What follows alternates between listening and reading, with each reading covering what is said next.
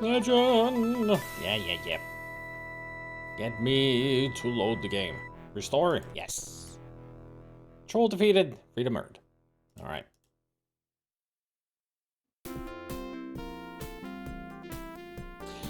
Welcome everybody back to Companions of Xanth. Last we left off, a lot more hemp before we're through. The game was extremely punny.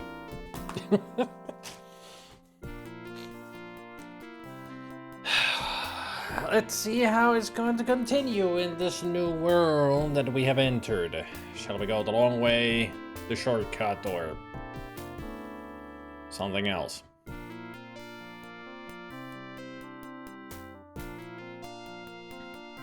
Long way, wrong way, a shortcut to success.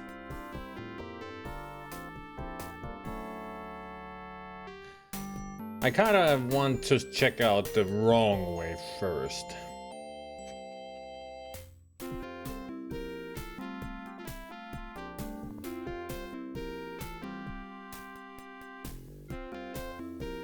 You select the northern road, wander for several hours, and eventually arrive back at the fork. Definitely the wrong way. Long way it is! You select the northwestern road, wander several hours, and eventually arrive back at the fork. I guess we're taking the shortcut.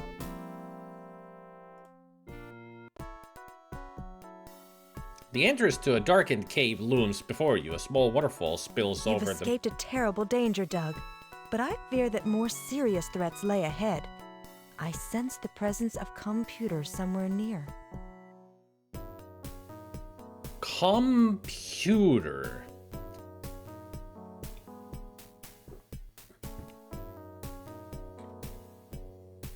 I'm getting hungry. When do we eat? This seems to be the same thing that he likes to say.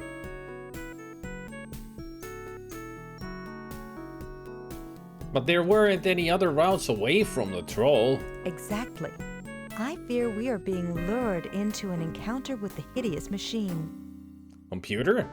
What's that? Its name is Computer, and it is the most evil machine in Xanth. If there is one place you don't want to visit, it is Pewter's lair. Yeah, but it seems like it's the only way to go anyway.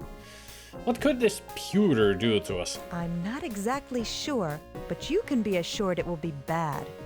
You'd be lucky to escape with your life if you wind up in his lair. Why would pewter want to mess with us? Pewter takes great pleasure in entrapping any adventurer who strays near his lair. Once trapped, he is renowned for mental torture of all sorts.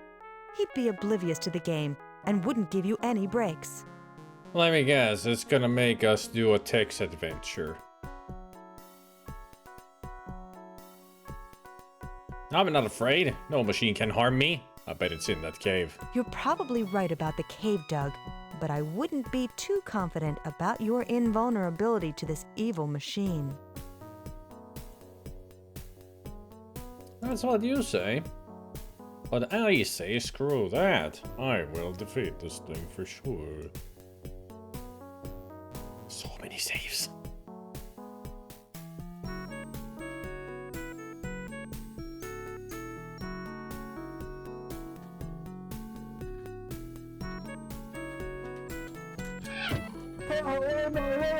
Bitch.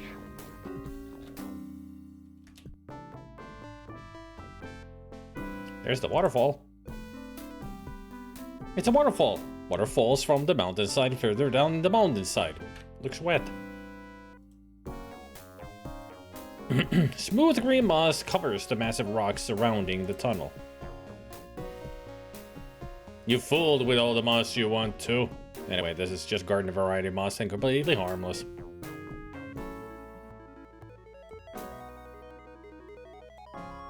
The tunnel extends a few hundred feet into the mountain and disappears into darkness. Grass covers the ground beside the path as you approach the dark tunnel. Remembering the problems you've had with other innocent-looking flora, you pass on the grass. Can I eat it? Remembering the problems you've had with the other innocent-looking flora, you pass on the grass. What? Or it could be all of them, Gabriel. It's going to be an maze in a text adventure with lots of quizzes. Ew, I think I just created the worst kind of game anybody could make. The path leads directly into the cavern via a long tunnel. You stand in the midst of the computer, the most evil machine in all of Xanth. Human, Naga, why have you intruded here? I don't know. Why do you have a water slide installed? We feel like you lured us here, whoever you are. I am computer, most powerful being in Xanth. Am I the only one who also reads this as cowputer instead of computer? I'm gonna call you cowputer from now on.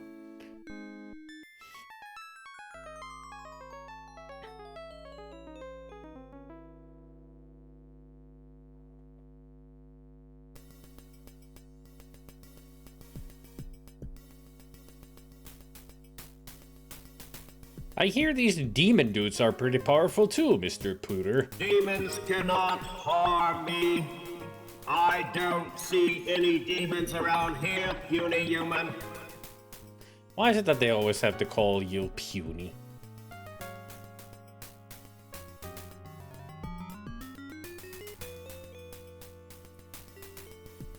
Well, I didn't go with that simple sweet because it's too easy.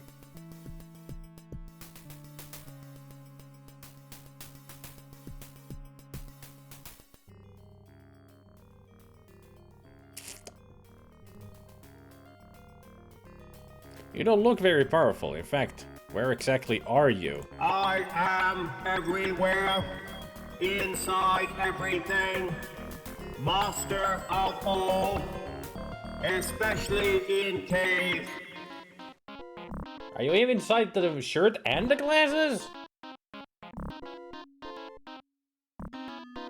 Don't see any computer here. What do you want with us, powerful being? I want nothing to do with you, insignificant human. Then why did you lure us in here?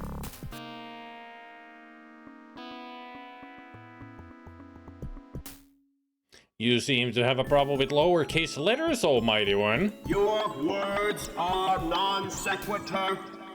Your thoughts are uncoordinated. You must be exterminated. Oh great, I'm turning it into a Dalek. Those words sound familiar.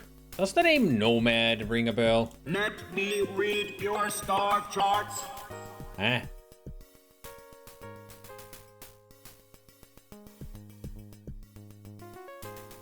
Why are we here? We were in the middle of an important game. Now you'll play a real game. I will explain the rules only once. If you fail to remember them and break them in any way, your game will be forfeit. Cool. So I'm talking to Ranker. Got it. Okay, what are the rules? Computer will give description and word. Rector, yes. Player Rancor. must select single letter from platform to add to supplied word. New letters spell answer to description. Place letter inside cylinder and close door.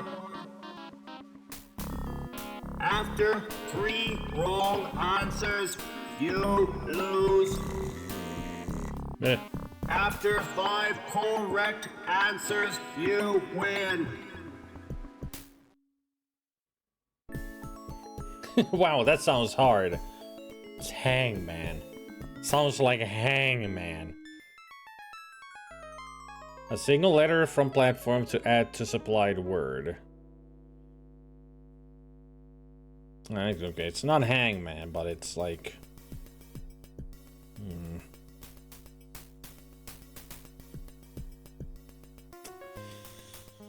But thank you there for the follow.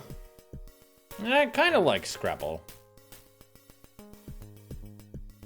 I mean, there is already a word, and apparently we just add more letter to make it to another word. It's like Scrabble. Sounds like a cakewalk. Game begins. Question 1.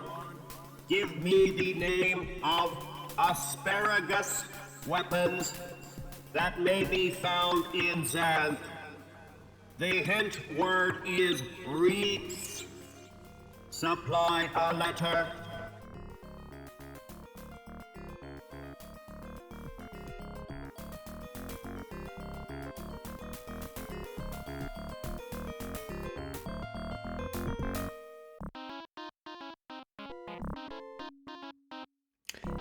Asparagus swords.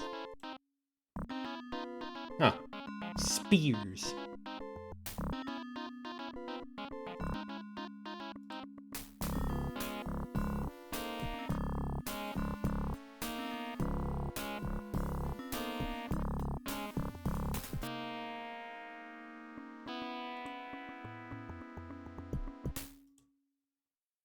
The P tile says P.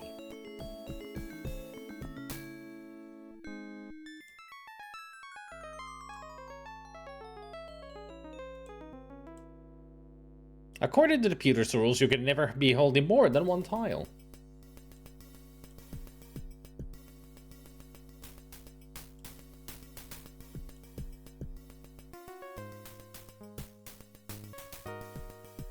You slide the middle door to the left, closing the cylinder. It flashes and whirs, and a high-pitched noise fills the air.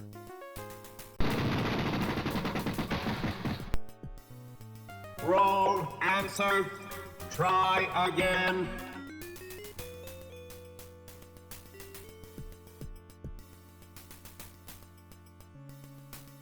No, I did not forget what he said already.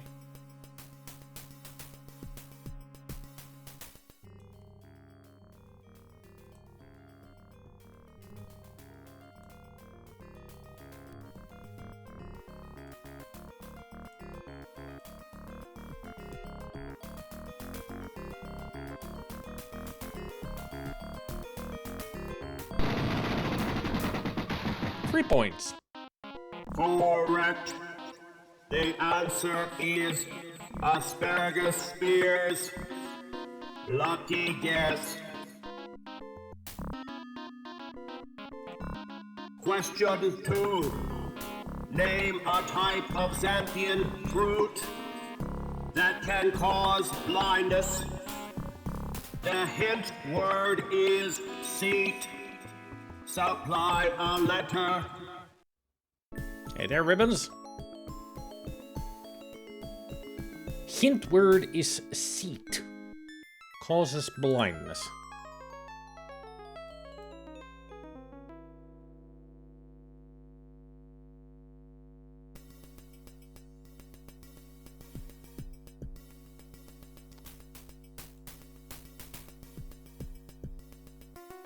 So it's blind dates.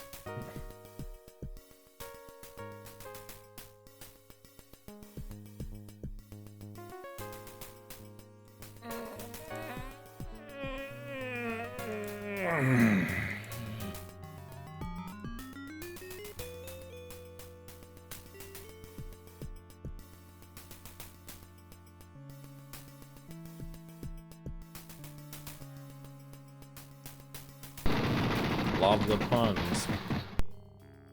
Correct. The answer is blind dates. Lucky guess. No luck here. Question 3. I got a book. Name the type of shells from which the finest paper in Xanth is made. The hint word is canes. Supply a letter. Finest paper. Type of shells the finest paper is made of.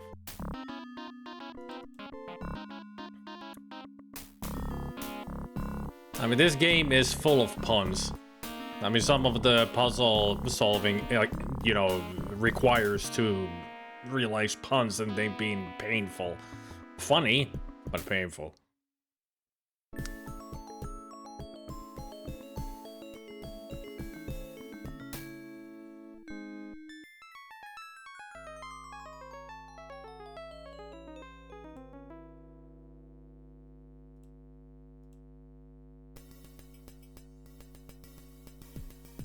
Industry. Old Hickory.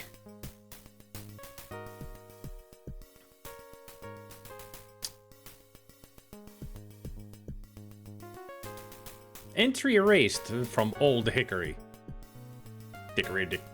Dock. Paper shell pecans. Source of finest Xanthian paper. Because of this, the pecans themselves are an extremely valuable commodity.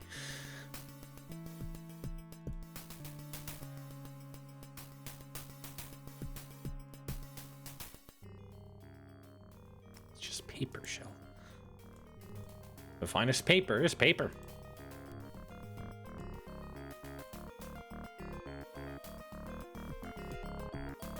Why do you have to do this so many times?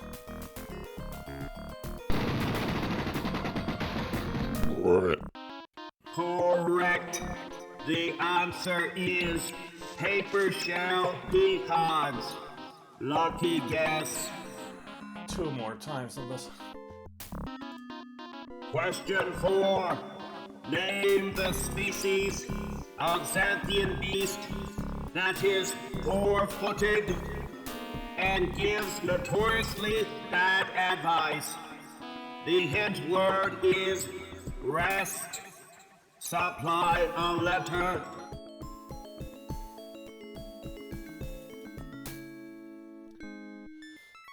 So let's check the creatures then. Hey, there's computer. The most evil machine in Xanth, the computer, was created by the muses of Parnassus to help in recording reality. The muses erred in their design and the machine became malevolent, securing itself with an air-conditioned cave.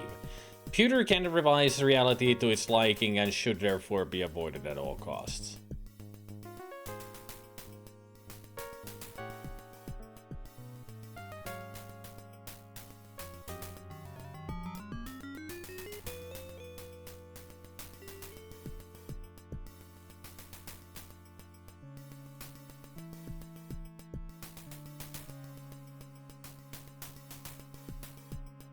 On 4 legs and give it bad advice. These 4-legged beasts with the massive hooves and horns are renowned for giving bad advice to inquisitors. They also beg for smokes from passers-by. Bum steer. Because they're bums. So S for steer.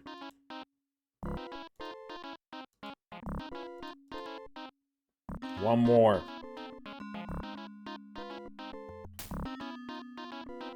I mean, this definitely is a game made for fans of the books. Wrong answer. What do you mean? Try again. Is there a letter B then?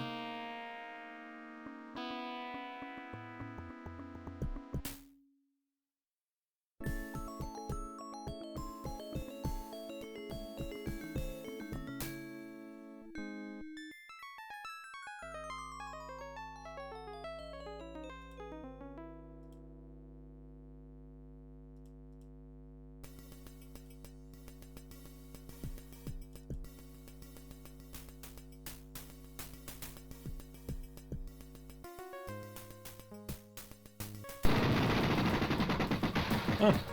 We'll see. Correct. The answer is bomb steers. Lucky guess. One more. Question 5. Give me the name of a human-headed quadruped with a horse's tail, hooves, and a cat's 4 legs. The hint word is male. Supply a letter.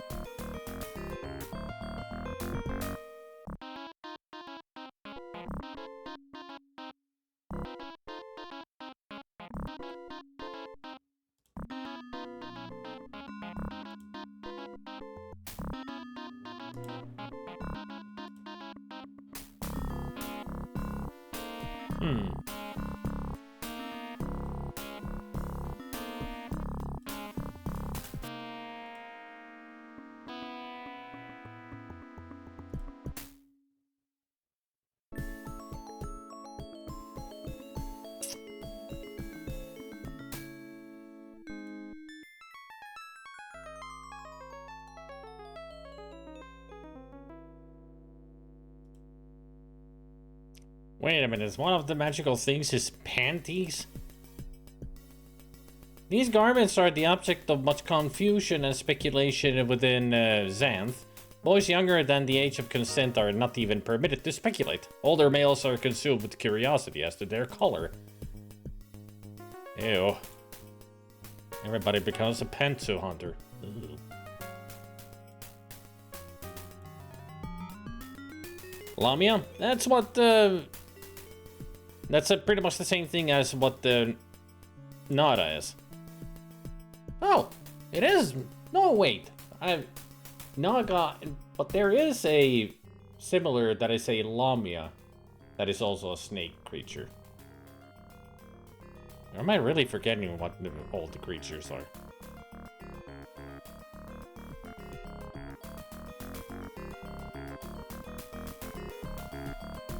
Oh wait, I'm thinking of an enemy in Final Fantasy. that is a like a Naga. They just named it Lamia. Four-legged animal has hooves and horse tail, a cat's four legs, and a head of a human.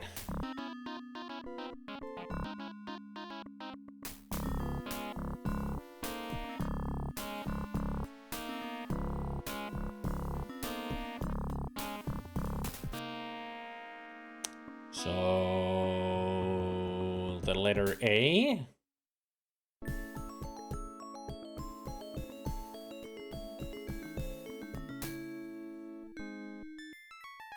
Is that what we need to give it?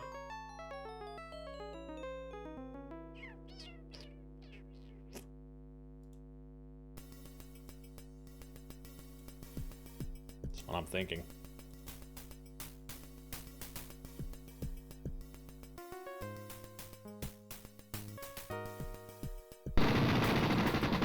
Three points. That was it.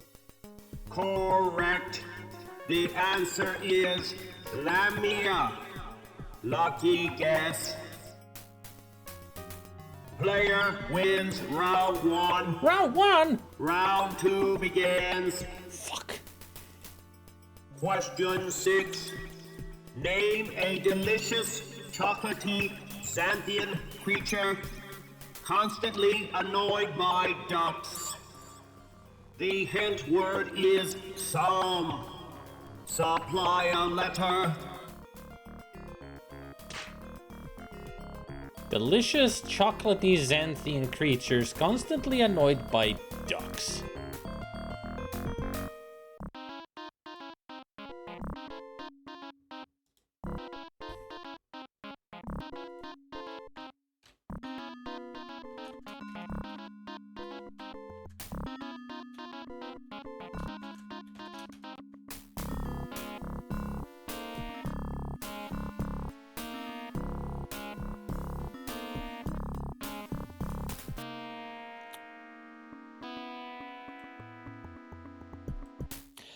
This rare Xanthian creature tastes delicious if you can catch one, and is constantly pestered by ducks and other waddling birds.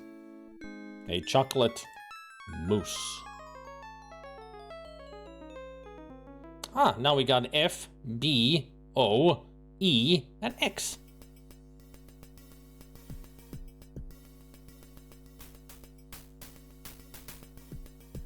It did say the hint was some, right?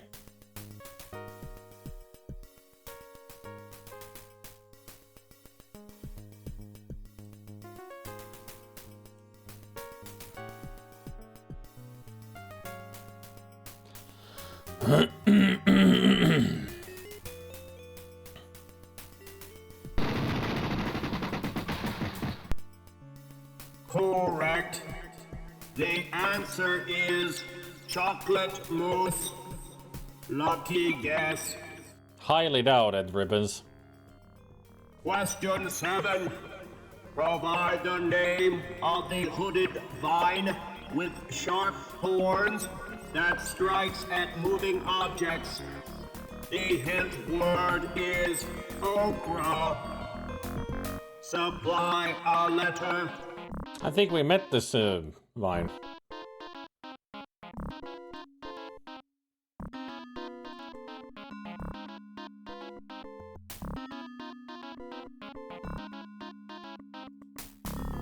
Oh, not the asparagus. Alright. Cobra vine. This vicious hooded vine lies in wait for passersby to approach it. It strikes at any movement in its general vicinity. The thorns of the vine are particularly sharp.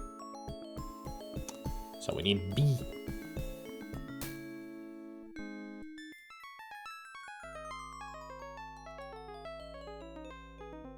It's a small metallic tile with the letter B on it. It's in your hand.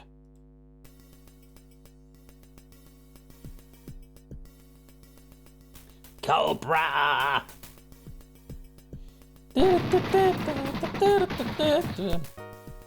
Oh wait, that's He-Man, not G.I. Joe. The answer is Cobra Vine. I'm getting my franchises mixed up. G.I. Joe! I mean, He-Man and G.I. Joe came out pretty much the same time. Actually, He-Man may have come out later than G.I. Joe. G.I. Joe came out at the same time as Transformers, I think.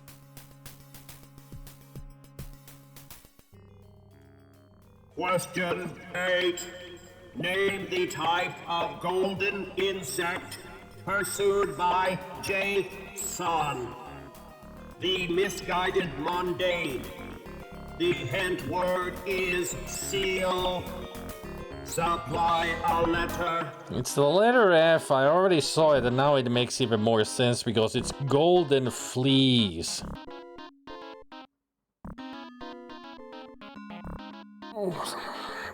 No, the Jason and the Argonauts.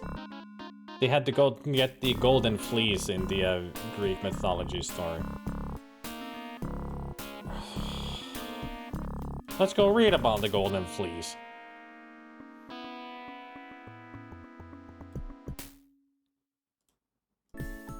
There. The incredibly beautiful fleece of a dragon searched by Jason, a misguided mundane.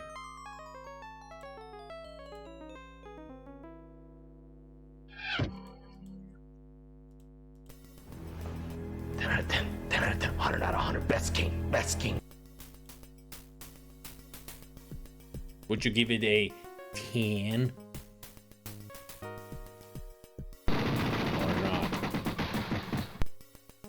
Correct. The answer is golden fleas. Lucky guess. Not lucky. This is disgusting. Question 9. Give me the name of the most controversial, multicolored garments in all of Xanth. The hint word is paints. Paints. Supply a letter.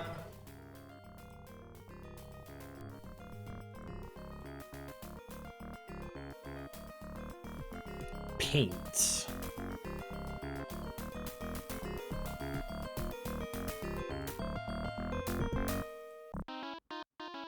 Oh, that's the panties. So we need the letter E.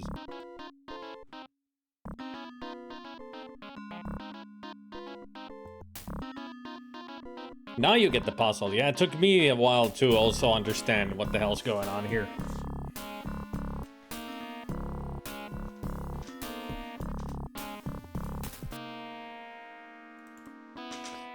But once you figure it out, it becomes an easy puzzle.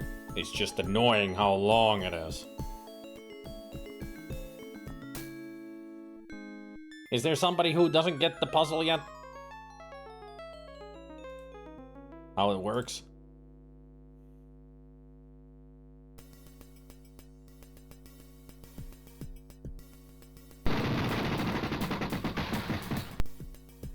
Correct. correct. The answer is panties. Lucky guess. Question 10. Better be the last one. Provide the name of the small snarls that grow into huge, dangerous trees. The hint word is gleans. Gleans. Supply a letter. So the way this puzzle works is that he gives us the description of what we need to find, and then the hint word, like gleans here, it is an anagram of the word that we need to find, and it's missing one letter. So once we figure out what letter is missing, we pick it up and put it in there. So we go in here, look for plants. And something that has gleans.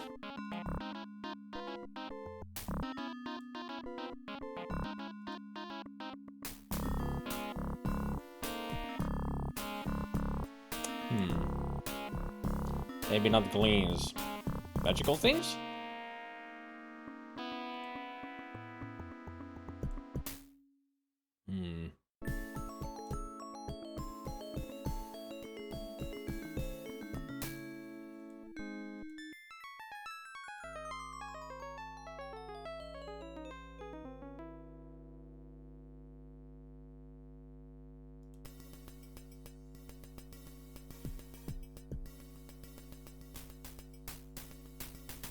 Yeah, we have met one of these trees. I didn't even touch it after I read this.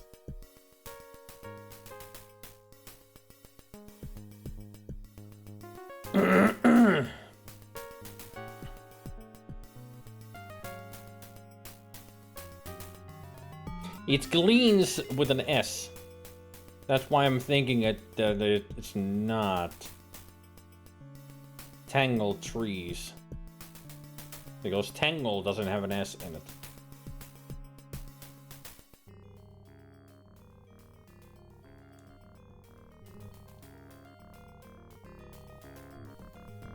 That's the only one that it could be.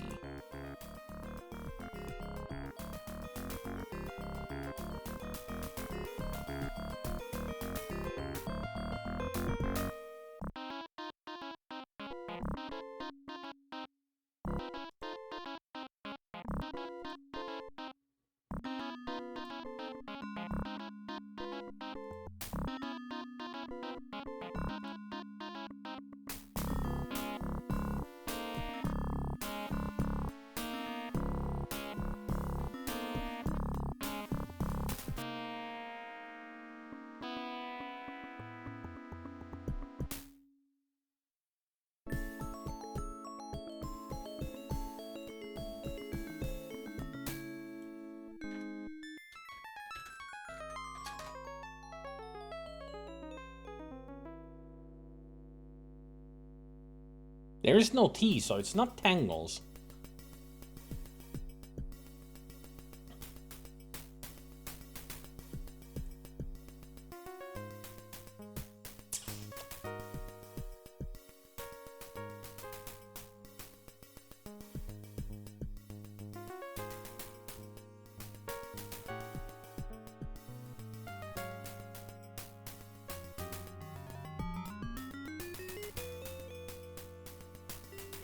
It did say that it's a thing that grows.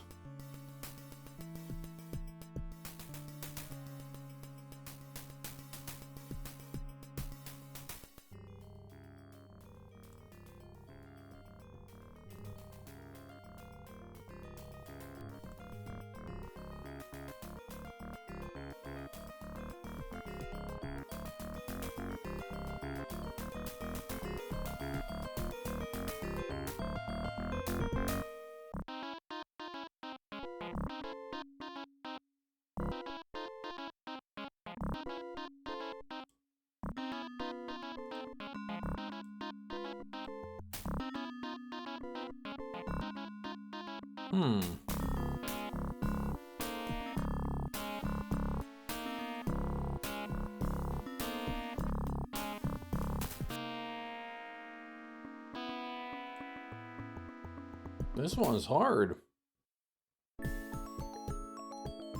And I don't think I can talk to the machine to repeat it.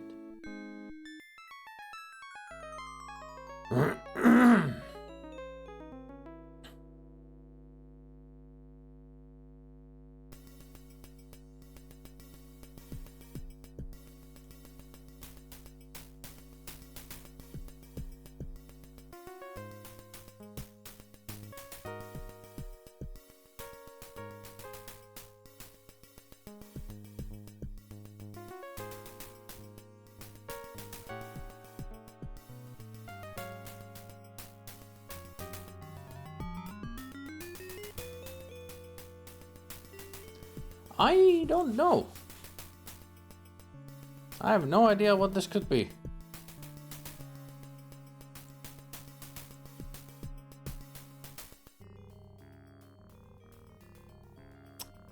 Fangles and bangles.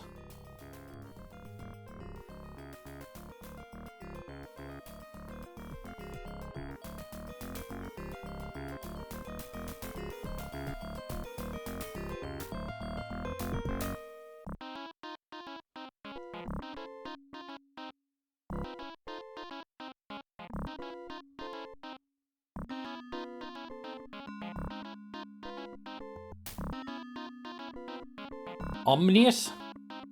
You mean ominous?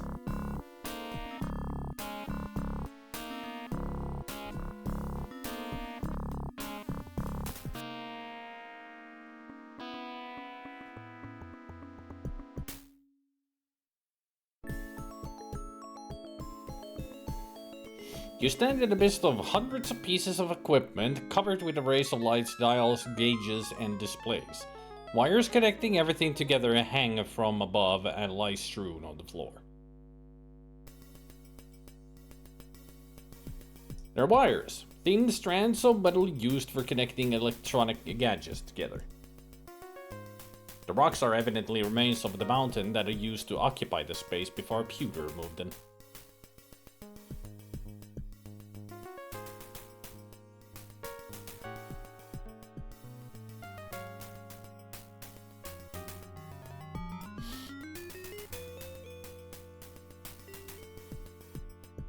Mr. Pewter, you meekly inquire. Need a hint, forgetful mundane? Yes, please, I forget things. Question 10. Provide the name of the small snarls that grow into huge, dangerous trees. The hint word is gleams. Supply a letter. Small snarls that grow into huge, dangerous trees.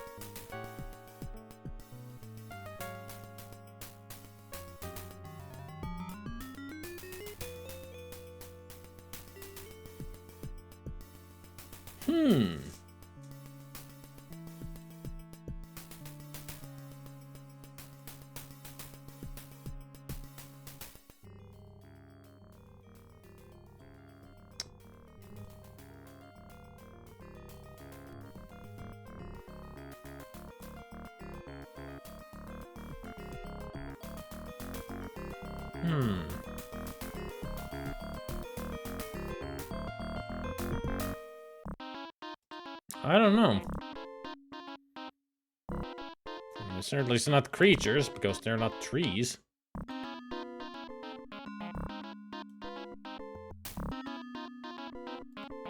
But the only thing that it comes to close to like that is the tangle trees. But they're tangle trees. So the S is in the wrong place. I wonder if I can talk to her about this. Yes, Doug? What do you think we should do now? It doesn't look like you've got a tile with the right letter to make another word from gleans. There must be some trick here that we haven't figured out yet. This is getting complicated. I need more letters. Maybe there's some way of laying your hands on some letters other than the ones in the depression.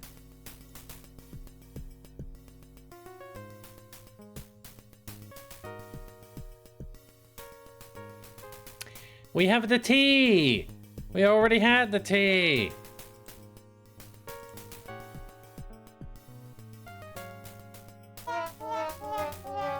There, the letter T. Tangled.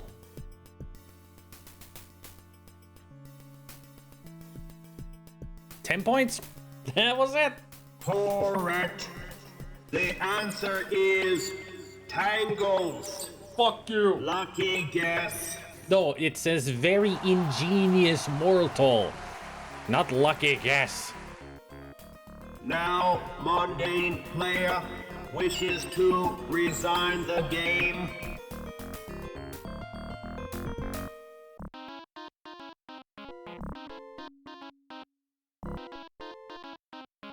Apparently so. Yeah.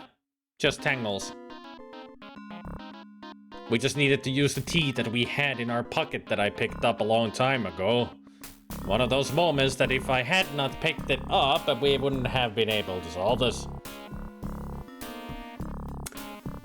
Zero logic.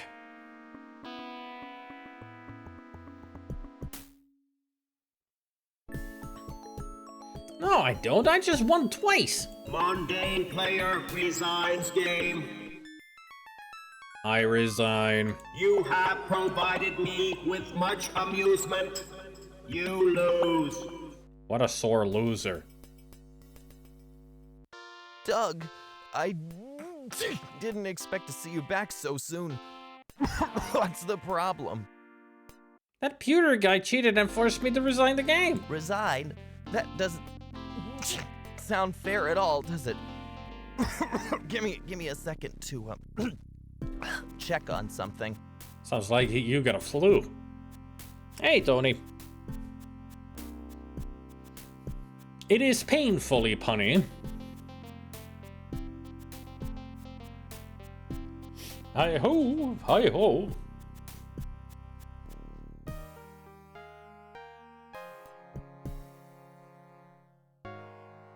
Why are you coughing so much? Oh, I must have picked up a virus somewhere, which is hard to understand because I've been here since you left. I got a feeling that the pewter is a virus. Have you tried some cough medicine? Have you tried some whiskey? Have you tried any hallucinogenic drugs? I hear they really work.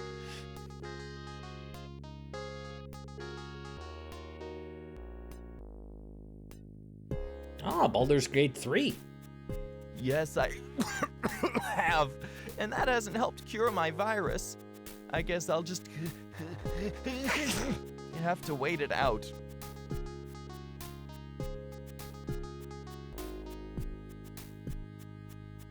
Remember to drink plenty of fluids. Thanks. Ah, yes, the report is back. It seems that Computer was unaware of your involvement in the game and stepped slightly out of his purview in ejecting you from it. He's agreed not to cheat again, but you'll still have to find a way of defeating him in order to proceed. You know what? My coughing fit seems to have stopped. In fact, I feel altogether much better.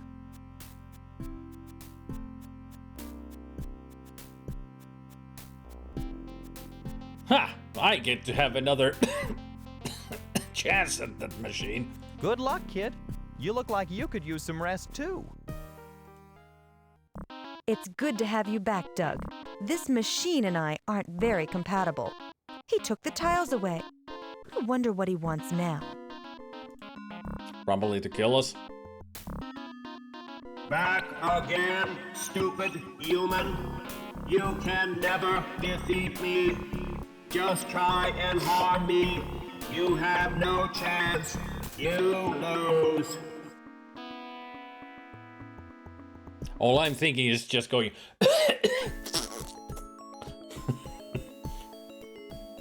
I'm gonna sneeze into that duct.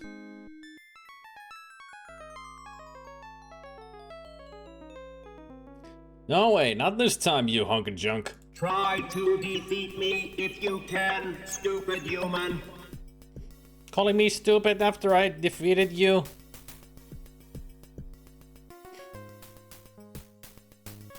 Virus. Look at that. It's a virus. You caught it from Grundy. Put the virus in computer. You need to be more specific about where you want to put the virus on computer.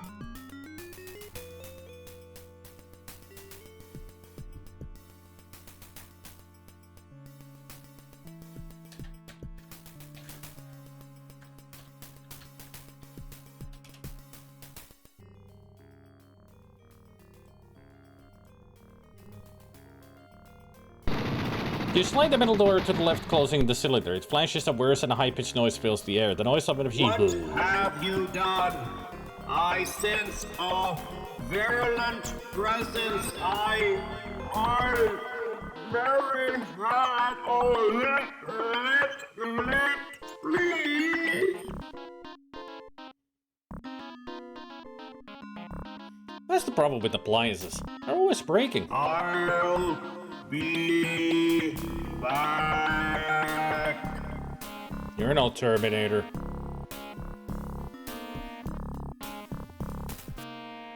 Like hell you will, you misguided imagination. It seems the virus has actually incapacitated the evil computer. Ah, the demons. Your mundane is doing well, Demon Earth. As is yours, Demon Xanth.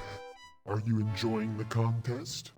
It amuses me still, although the incessant use of magic is annoying. I shall be glad when I have won our wager and finally banished all magic from Xanth. You haven't won yet, Demon Earth, and I don't believe that you will. If magic were to pass from Xanth, I cannot imagine what the land would look like. Florida. What's a Florida? Never mind. All right. Shall we spice up the game and inform the mundanes of the stakes of our wager? No, let them labor in ignorance. Mundanes are too fond of your magical land. If one of them realizes that his victory would mean the end of magic, I believe he would intentionally fail in order that the land might remain enchanted.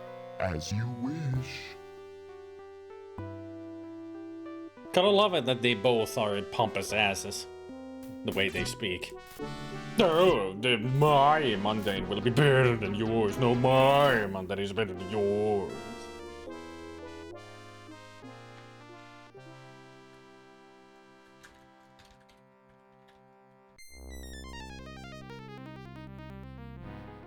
No, not Florida. I mean, that wasn't a good joke. I mean, Florida, when you look at it, you know, geographically, it's quite a beautiful place. Lots of beaches, the swamp areas. I mean, they've got lots of the different ecosystems in Florida. It would have worked that if how the Xanth would turn into, then Florida would be a crazy place.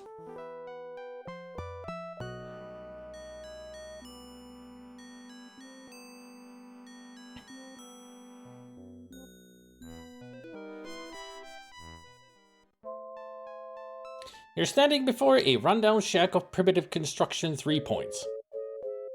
I got 3 points because I You've made came it here. through another tough challenge, Doug. few are those who can claim to have Tough. defeated Computer at his own game. How many can claim that, actually?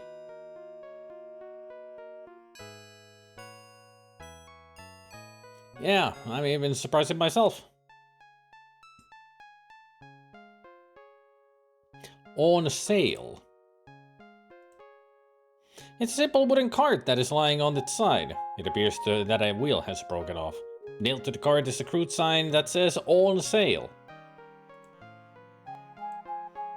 The old wooden wheel looks to be in fine repair, but it hasn't been attached to the cart beside it yet. The primitive shack lies at the corner of two main paths. A broken wooden cart lies on its side. Beside it is a cartwheel. It's a makeshift chimney sticking out of a primitive shack. Smoke billows from the chimney. The simple window is the only source of light inside the shack. You sure about that? There might be a candle in there. It's a simple wooden door. You knock on the door and you hear an almost silent voice from within.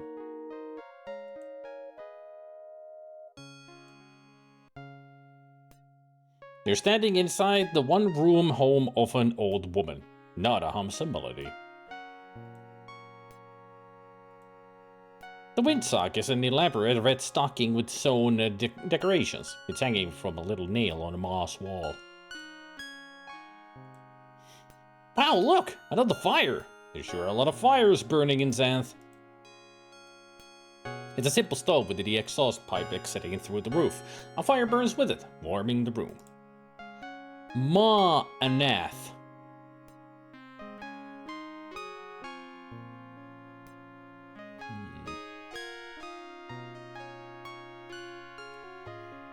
Ma Anath looks wrinkled and old, slightly hunched over in her wooden rocker. Hello, Princess.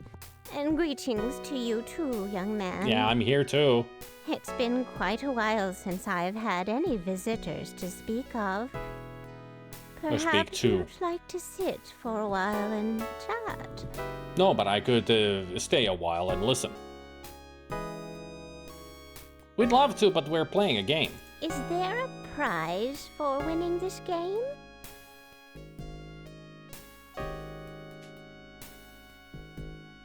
Why, yes. However, did you know? Intuition.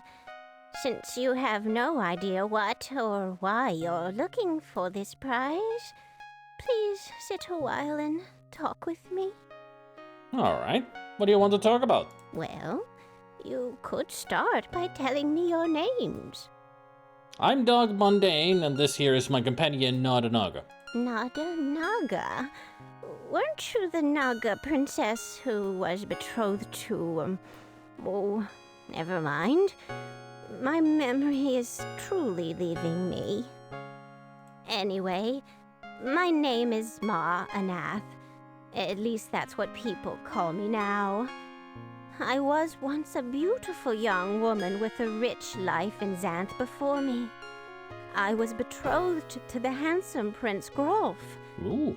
The day before our wedding, a demoness with evil intent poured a beauty reversal potion into my mouth as I slept. When I awoke, I was, as you see me now, transformed into an old woman. So you're like a 20-year-old trapped in an old woman's body? I sense a hero has to come here to save her from this predicament. And that hero is Nada. I ain't doing nothing. Ever since that time, I've lived here on the border of the region of air, cut off from a society that doesn't want me or appreciate my suffering. I have become anathema to them, an outcast, shunned and disliked.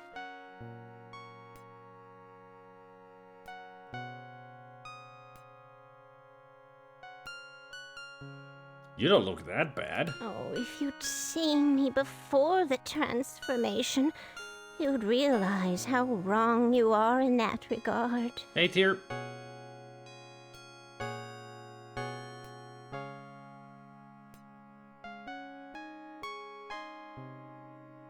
Is there any way to reverse the reversal spell? Not really. The evil demoness said that I should wait for a sign from the mountaintop. It is a confusing message that I do not understand, and I suppose I never will. I got a feeling we need to literally find a sign at a mountaintop. Just climb up there, find a sign, bring it to her.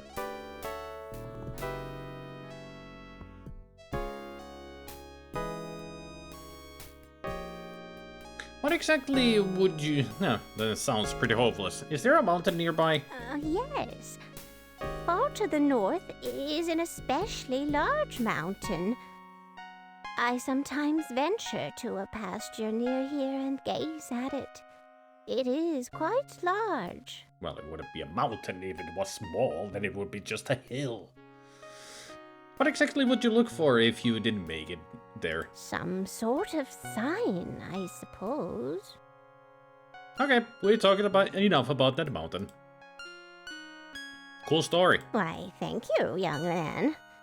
I've been practicing my oratorical skills on myself for quite a long time. I mean, when there's no one else here, who else would you talk to but yourself? Would you by any chance have some of that potion left? Yes, as a matter of fact, I do. There is but a single drop of the evil fluid left in its vial. I would not dare to place it into your hands, for it has wreaked enough havoc already. Oh, that makes a lot of sense. I'm reassured that you think so. Do you have any food around here? No, I'm sorry. I'm barely able to gather enough food to survive, let alone entertain guests.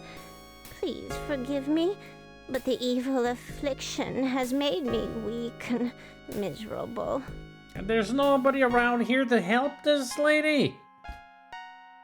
Xanth, the land of magic and douches. Thanks for sharing.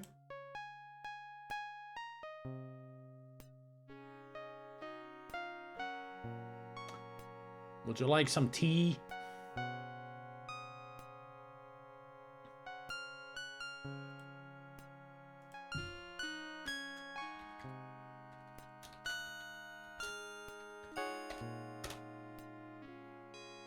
Can I take your sock?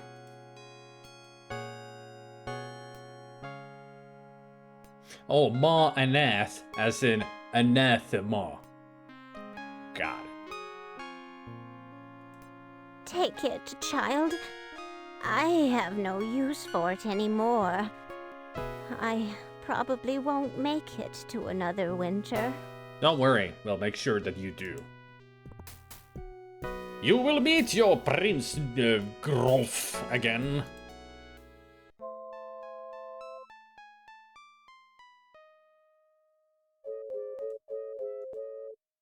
Although the mountain is several miles away, you can clearly make out trees and paths on it. The main path splits, heading northeast and southeast. A smaller path leads up to the small shack. Ah, the east is inside the shack. Got it. A long and winding road climbs lazily up the side of the mountain that looms before you. It's a windbag, apparently full, lying beside the meeting of three paths.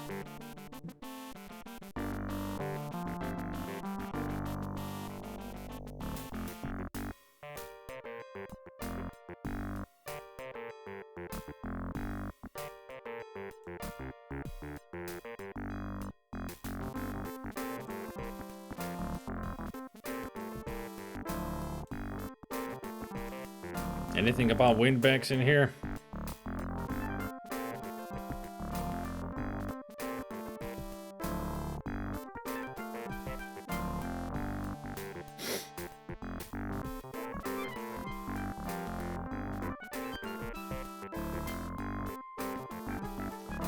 Windbag.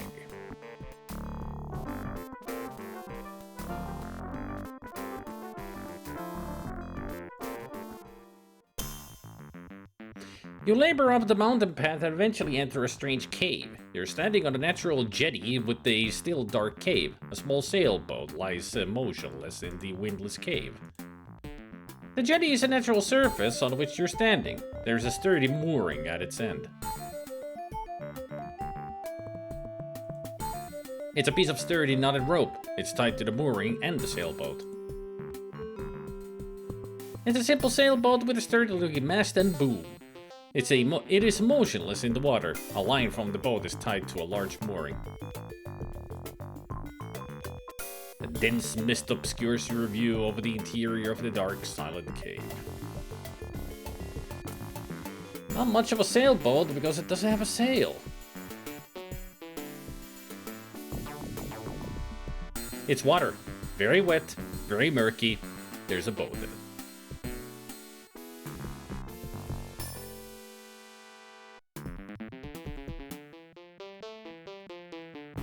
It isn't windy enough in the cave for a sailing expedition. In order to launch the boat, you'll need to rig it with a sail and untie its line from the mooring and locate a source of wind. Oh, I got the source of wind.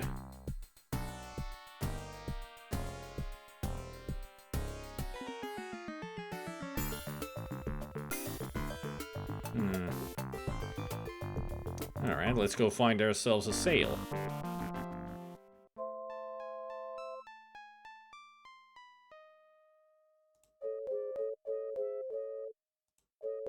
Pushing around the broken cart would just tear up at the front yard. You can only push the cart, it's too big to pick up.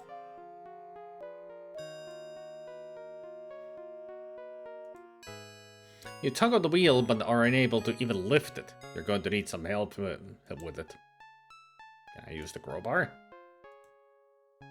You slip the crowbar under the cart wheel and pry it up into the air about 3 inches. Your back straining, you let it back down. Excuse me, Yes, Nada. Doug? Could you help me out with this? Alright, let's go search the other area. You're a road beside a large round thatched roof hut. Me smell a he mundane with Naga girl. Why come here? I've been looking for some snoo. Have any? I mean, greetings. Oh, we're just wandering around. Me and boy live alone. Other ogres like us not. I drank from beauty pool and got pretty. Too lovely for ogre men. They laugh and hate me. I see where this is going.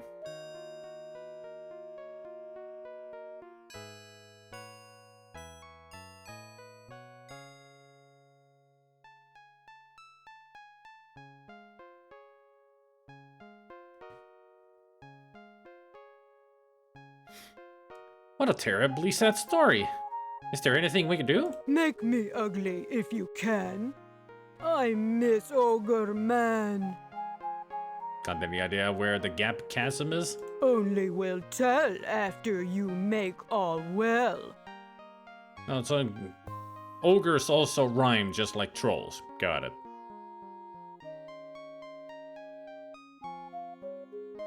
We appreciate the confidence you place in us. Crunch you I will next time.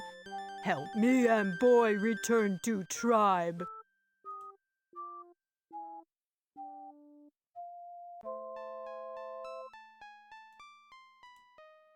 The sky is especially clear here amidst a constant breeze. Ugly as ever, you're not sure you could distinguish her from a truly ugly ogress. What do you mean ugly as ever? I mean, like, damn. She's got legs for days, hips for days, and tits for days. And her face is not that bad either. The ogre's home is a thatched roof hut built in a circular shape. The ogress is blocking its entrance.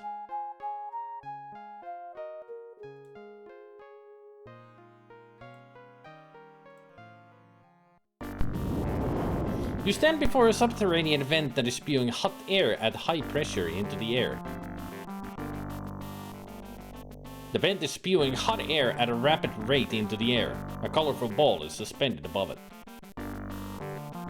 It sprays largely hot air with a bit of water in it. It's escaping from the vent at a very high speed. It's a multicolored beach ball stuck atop the stream of air escaping from the vent below it. The small but portly ogre boy is dressed in primitive clothes. He's looking sadly at a colorful ball trapped atop the geyser. Ball up there because of air. Oh great, he's got this kind of voice. Yes, I can do that too. It's very easy to do. Hey, hey, hey, it's Fat Albert.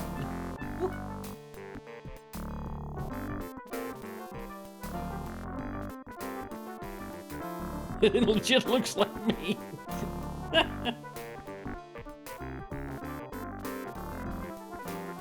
Me, Tarzan, you, Jane. Yeah, that's what Tarzan sounds like. With all the strength you can muster, you force the windsock over the vent opening. The ball rolls onto the ground and the ogre child picks it up. You help me help you. Give me job, I will do.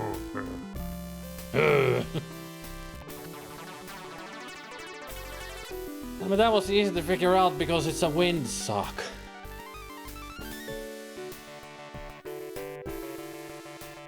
The windsock is an elaborate red stocking with sewn decorations. It caps the small geyser quite effectively. Oh, great! Now I got the ogre boy with me.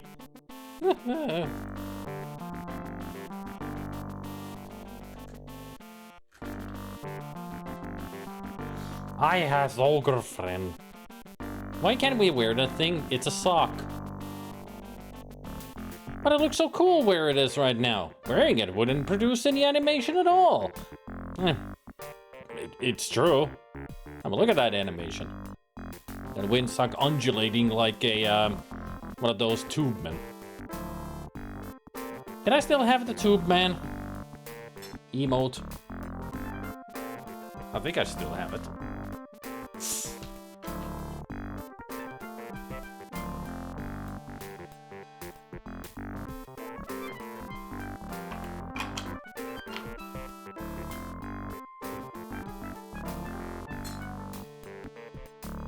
There it is. I mean, it's uncanny. It looks like the sock.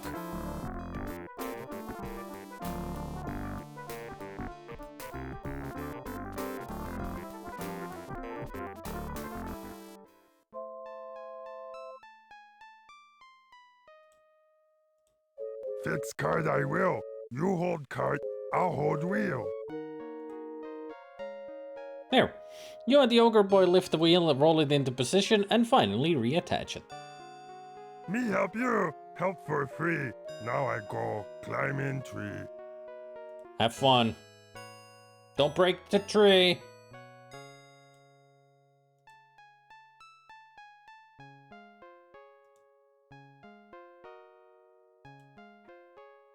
You push the cart toward the shack and discover a folded white sail. Ooh. The sail lies folded on the ground beside the rundown shack. Snatch up the sail from the once covered ground.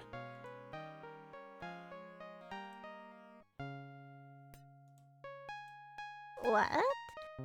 Don't bother me, lad, unless of course you have brought me a sign from on high. A nail. The metal nail is firmly attached to the wall of Ma and F's. The nail is firmly attached to the wall. You try prying the nail off with your formidable crowbar. The problem is that it's a little too formidable. You can't get it under the tiny nail. You could probably bat it off with the crowbar, but that wouldn't be very sporting, would it? I guess we don't need the nails then.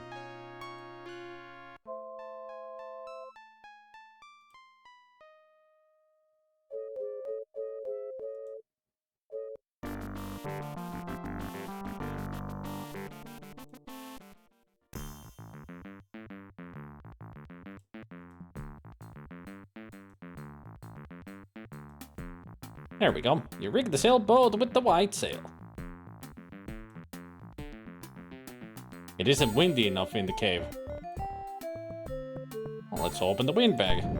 You open the wind bag and a tremendous gust of air shoots into the cave. The bag is immediately torn from your hands and sails away above you. Woo!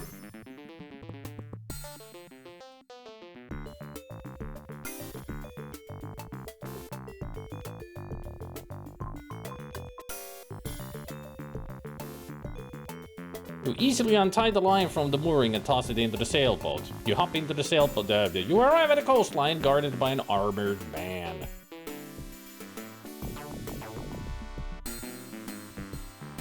Greetings.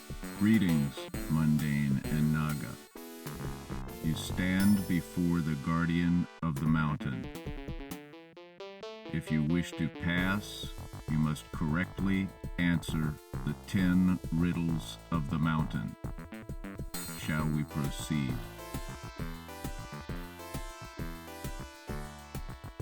Why?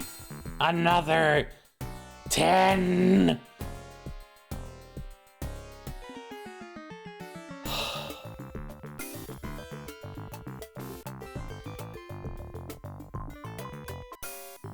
Apparently Bennigan has turned into Piglet. Oh dear. Oh dear.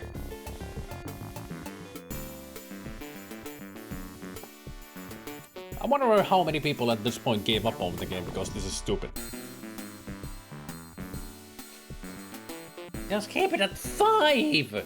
At least! But 10 is ridiculous!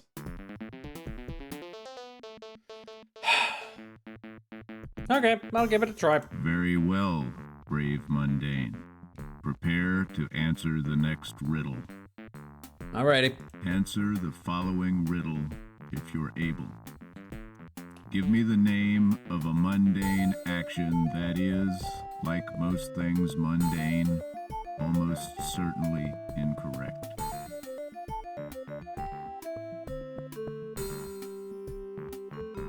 An error? Correct. You have correctly answered another of the riddles of the mountain. At least these are proper riddles. Very well, brave Mundane. Prepare to answer the next riddle. Answer the following riddle if you're able. Give me the name of the species of the animal known as the Dog of Skies, Master Mutt of Mayhem, and the Curious Canine of Canopus. An Airedale.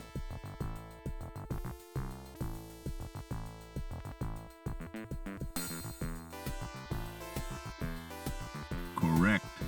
You have correctly answered another of the riddles of the mountain. I wonder if I could just stop, save, and it continues where we left off. Like, that's the problem. I don't want to stop in case we have to start over to answer 10 riddles again. I mean, I saved when I got the ogre guy. Damn, I should have saved before we went to the sailboat. But these are, these are at least easy. Very well, brave Mundane. Just pun Prepare riddles. to answer the next riddle. I'm ready. Answer the following riddle if you are able. I won't then. Give me the name of an opening in walls, allowing light and wind to enter a structure. Skylight, window, time machine, a Ford Tornado. Hey, Hucksteady. It's a window. Correct. You have correctly answered That's not even a riddle. another of the riddles of the mountain. That's just a question. Very well, brave Mundane. Do you not understand how Prepare riddles to work? Answer the next riddle. Answer the following riddle if you're able. Give me the name of a mundane construction aimed specifically at disrupting the natural order of things, particularly regarding the atmosphere. A helicopter power plant for tornadoes, space probes, air conditioning. Correct. You have correctly answered another of the riddles of the mountain. Got a difficult sniper case where I got no other clues except the first name of someone who bought a rifle. Bro sniped the target from the 14th floor, a street murder. Huh. That's where we ended yesterday's stream. I got a street murder. Kruger murder. Nice to see a body in the middle of the street with the Kruger sign drawn on it. Didn't get far with that case, so I'm continuing that next week.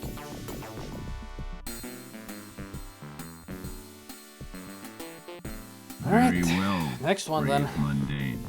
Prepare to answer the next riddle. Answer the following riddle if you're able. Give me the name of a mission in search of a particular item or objective. Voyage of the Beagle, an errand, a cakewalk. Correct. You have correctly answered another of the riddles of the mountain. I would have thought that the answer would be quest. But the errand? Very well, brave Mundane. Prepare to answer the next riddle. You know, this would be a lot more fun if you would talk faster. Answer the following riddle, if you're able. Give me the name of one who tirelessly seeks to cause his victims to lose interest in all things said. George Bush. Television, George Bush, Cindy Crawford, Windbag, This Guardian. And it should have you. But it's a windbag. Correct. You have correctly answered another of the riddles of the mountain.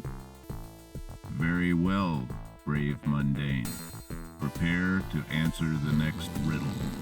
Answer the following riddle if you are able. Give me the name of a piece of wood propped up horizontally in a wind tunnel. A stick, a tuna fish, an airplane, a deli sandwich. Incorrect. What? Do you wish to try again? I'll give it another try. Brave Mundane. Prepare to answer the next riddle. Answer the following riddle if you are able. So not a stick. Give me the name of a piece of wood propped up horizontally in a wind tunnel. Oh, an airplane. Correct. You have correctly answered another of the riddles of the mountain. Very well, brave Mundane. Prepare to answer the next riddle. Answer the following riddle if you are able. Give me the name of a carrying case for personal necessities designed specifically for use while in flight. An airbag, a skyscraper, a purse.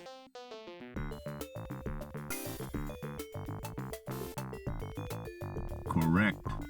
You have correctly answered another of the Two more riddles to go. of the mountain. Very well, brave Mundane. Answer the following riddle, if you're able. Give me the name of a factory in the far north that purifies unimaginable quantities of oxygen for the people of Xanth. The North Pole, the windmill, the water treatment facility in the middle of nowhere. Hey, Asp. The windmill? Correct. You have One more. Very well. Answer the following riddle, if you're able. Give me the name of the easiest thing ever imagined to be. Crossword puzzle, pentominoes, differential calculus, a Mack truck, a breeze. Correct. You have correctly answered all of the riddles of the mountain. You may now ascend the mountain. I knew I could do it. I'm no airhead.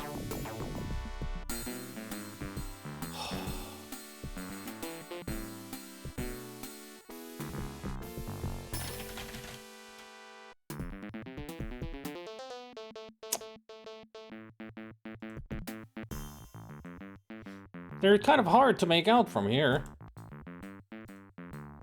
You've got some walking to do before you can climb the stairs. You're at the bottom of the spiral staircase. They're huge white stairs.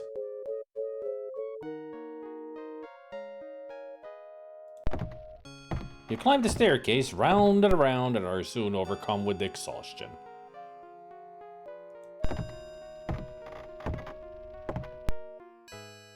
There's one of these missing.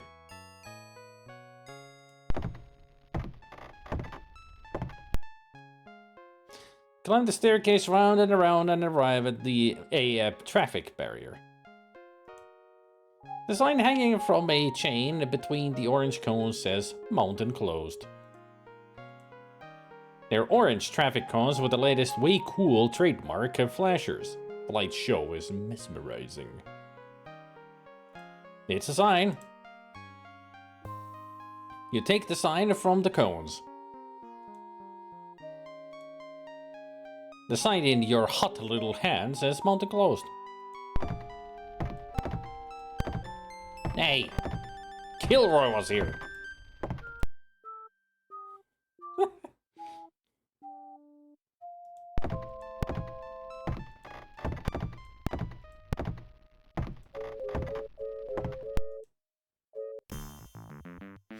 You return to the shoreline and climb back in your boat. You stand in your boat near a shoreline in the windy cave. An armored man stands before you, guarding an entrance.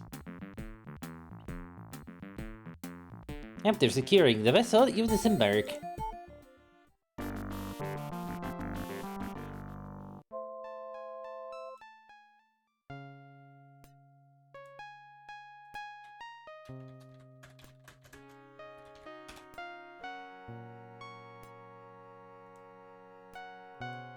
This is it. The sign. Is this from the mountaintop? Yes, well, almost the top. It's working. I can feel my skin tightening. This is not a Sierra game. This is made by a company called Legend. They made a lot of games. This was like one of their first adventure games where they diverted from the parser system like Sierra to a point and click. They've made a lot of well-known games. And I'm gonna play a couple of the other ones that they've made in the future.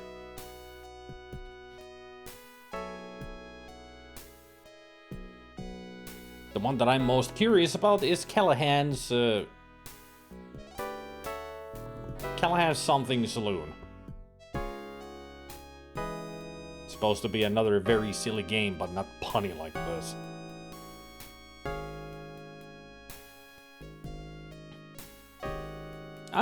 I've heard that this was very popular. Yeah.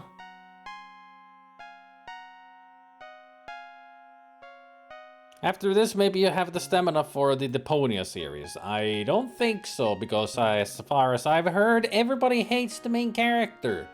And I don't want to play a game where everybody's just gonna hate the game because of the main character. That's not fun.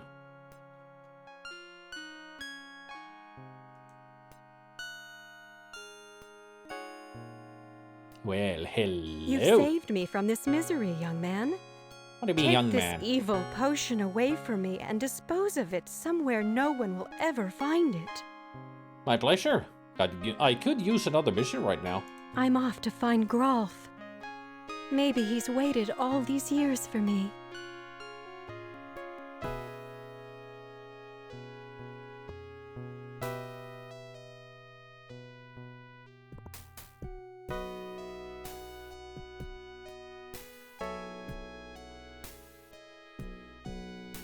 Be careful, princess. Don't eat any wooden potions. Thank you, you dear boy. I must go now. Take care with the potion. Ma hands you a small glass vial.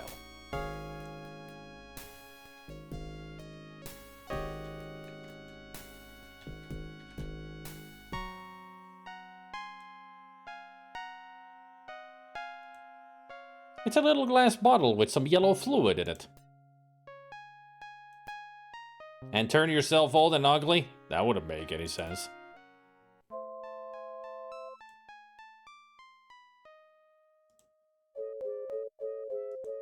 You've done it!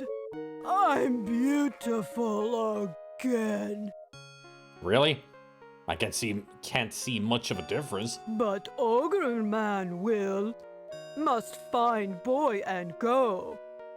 Good luck. He said something about climbing trees. Not many trees here. Will be easy. You are good mundane. Farewell. Weren't you going to tell me how to get to the chasm? Chasm is southeast. Walk quickly. Avoid the beast.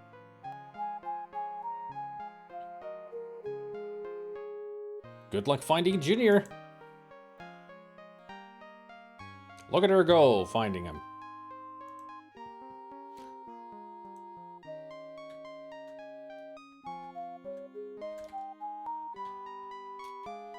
To the Gap. Time to buy some clothing.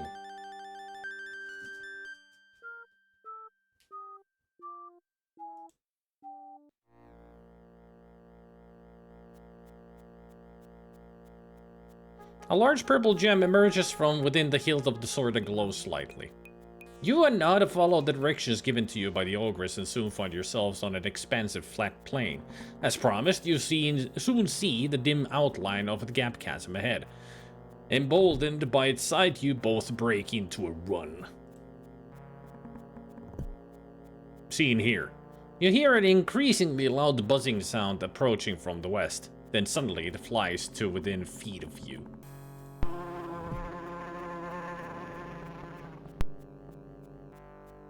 Why do you approach the gap chasm, foolish, mundane, and Naga princess?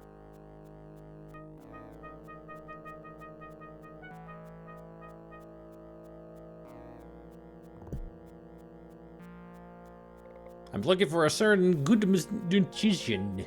What certain magician? I believe this dude's name is Humphrey. Know him well. Well, at least you're headed in the right direction. Why do you seek Humphrey? We're playing a very important game. A game? You'd attempt to cross the gap for a game? Are you flying or just badly drawn? Both. But I Both. still don't understand why you're going to the gap. Thanks for the honest You answer. did say you were headed that way, didn't you? So they are flying, but also very badly drawn. Why? It can't be that bad. Believe me, it's bad. A horrible dragon lives within the dread crevice. He'll kill you for sure. Not at all a pleasing prospect. I'm sure getting fried by a dragon isn't going to help you win your game.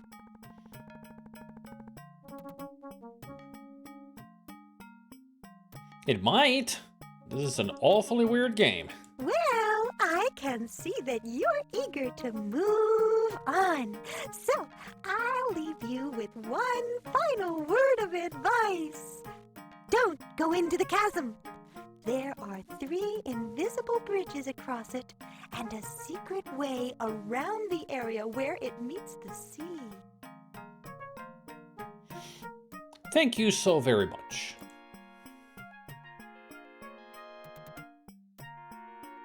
The deer fly buzzes off.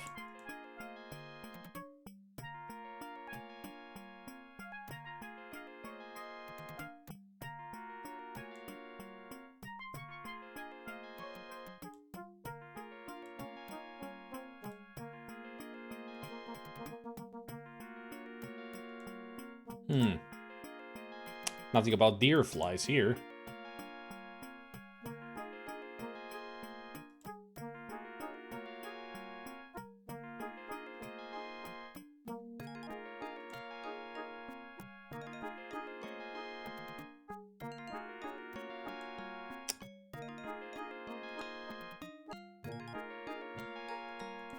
Yes, Doug? We're finally nearing the gap chasm, Doug. Let's keep moving. I fear our destiny may lie there. Okay, I just love big, deep ditches. I wouldn't call the gap a ditch, Doug. It's incredibly deep and long, created in the origin of Xanth and protected by a fierce dragon. The word ditch just doesn't do it justice. Then I'll call it a pit.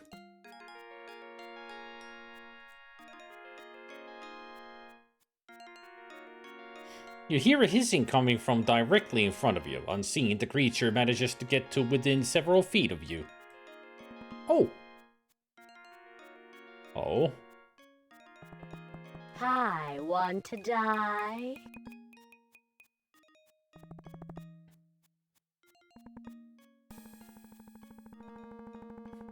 Wow, that sounds cool! Yes, kill me now. Kill me and throw me in the chasm. Kill me and kick me with your little snake feet. No thanks. Then be careful, mundane. The gap ahead contains a most foul reptilian beast. Let me guess. A dragon. Yeah, we were just talking to a deer fly about him. Avoid this creature at all costs. The bottom of the chasm ahead is littered with the bodies of foolish adventurers like yourself who paid the warnings no heed. Whoever voiced the deer fly and the snake has a little problem with lengthening their words for no fucking reason. Ugh. Just annoying. Say, how are you talking? Do you have vocal cords? I'm not talking. Do you see my lips moving? Copperheads have a unique ability to communicate without speaking. Can you read minds as well? No. I really want to cross that chasm. Fool, impetuous fool! Out of my way. Let me at this so-called beast. As you will, foolish boy. I'd like to see you talk that Naga princess into descending into the dread gap. Out of my way, snake. Then lie with the bones at the bottom of the gap, fool. Maybe I will. Thank you very much. The copperhead slithers away.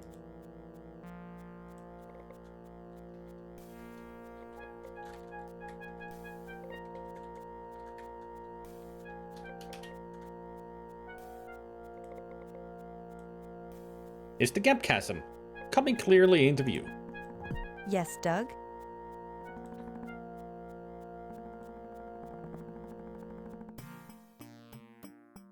A powerful beast trots into the area, turns and faces you. It lowers its head as if it were preparing to charge and kicks the ground with its massive hooves. Oh, it's a yak. Yakety yak, don't talk back. Stop! We've got some things we need to discuss. That is not the voice I was expecting to hear from that.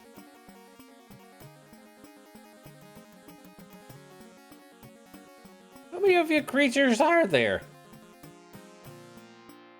You must speak to me about these important things. Are you Woody Allen? Okay. What important things? The weather, for example, has been very poor today. It must be approaching freezing, and the humidity is decidedly in the uncomfortable range. They're doing a Woody Allen impression. I don't know why, but alright. Good to know that the yaks in this world sound like freaking Woody Allen. You want to talk about the weather?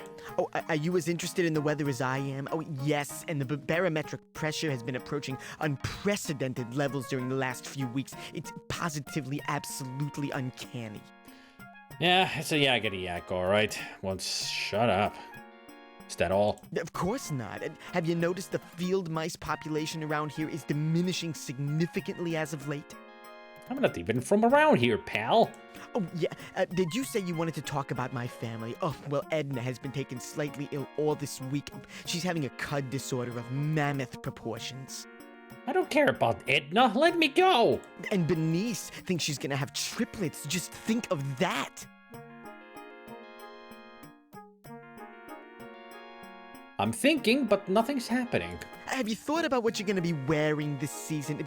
There's just so many decisions to make. I mean, were you thinking of cotton coordinates or maybe more traditional clothing? It's cool out here, isn't it? Have you been considering... You aren't by any chance a yak, are you? Why, yes, I am. How perceptive of you, mundane.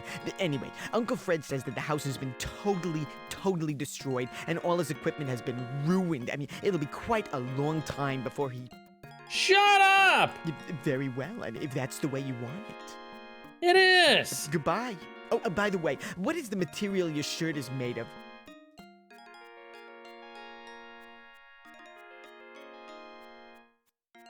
You pull out your sword and wave it around. The yak trots away.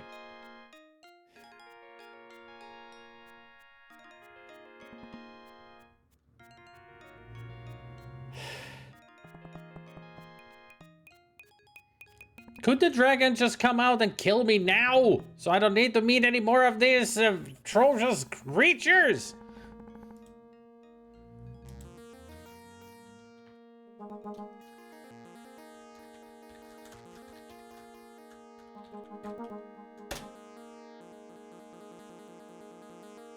I wonder if the books are even any fun to read. I mean, this is just insane. You stand on the edge of the infamous gap chasm. Wind rips through the crevice. An intricate natural stairway leads down into the misty depths below. You walk to the chasm's edge and gaze down into it. With trepidation, you look for one of the bridges you were told about and are disappointed to find none. However, a steep natural stairway cut into the wall of the chasm appears to lead to the bottom.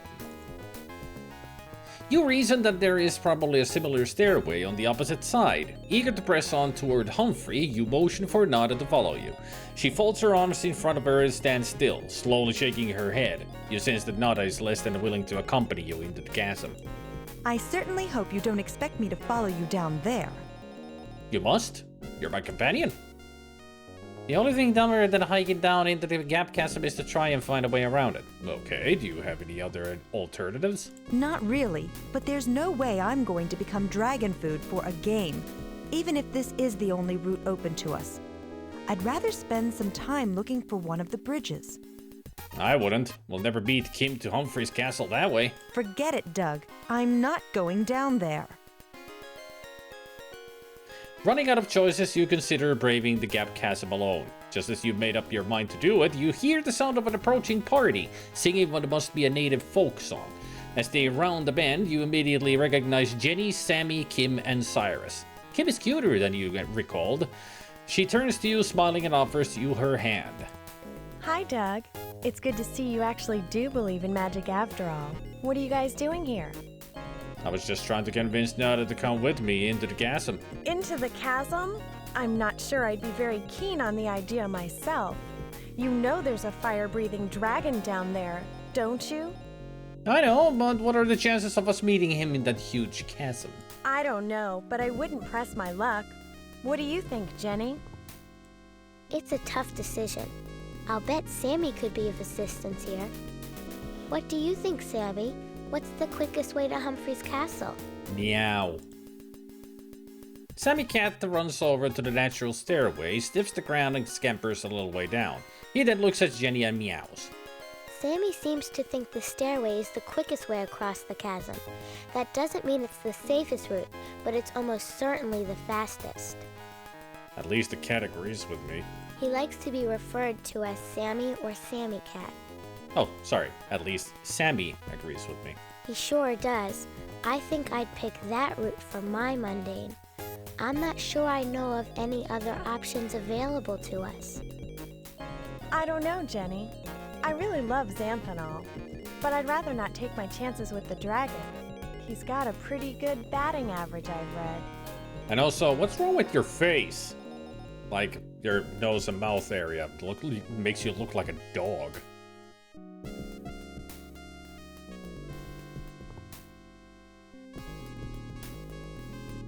Okay, listen up. I've got a solution that might suit everyone reasonably well. If Nod and I were to switch mundanes, we'd all be in the company of like-minded individuals. Doug and I will take this route. Nada, Kim, and Cyrus can explore other alternatives. What do you think? I don't know. Nada's been a pretty good companion. I'll keep her. Sounds like a pretty good, cool idea to me. But what about Nada? She just said about Nada. I'll go with I don't know. But there's no way she's going into the gap, Doug. You need Sammy and me to provide assistance in a dangerous environment. I'm confident we can reach Humphrey's castle and avoid the dragon, but this deal isn't going to happen without your approval. I guess you're right. I'll do it. Sorry, Nada. It doesn't matter to me at all which mundane I must accompany, as long as I'm not expected to enter the gap chasm. But I've fallen hopelessly and uncontrollably in love with you.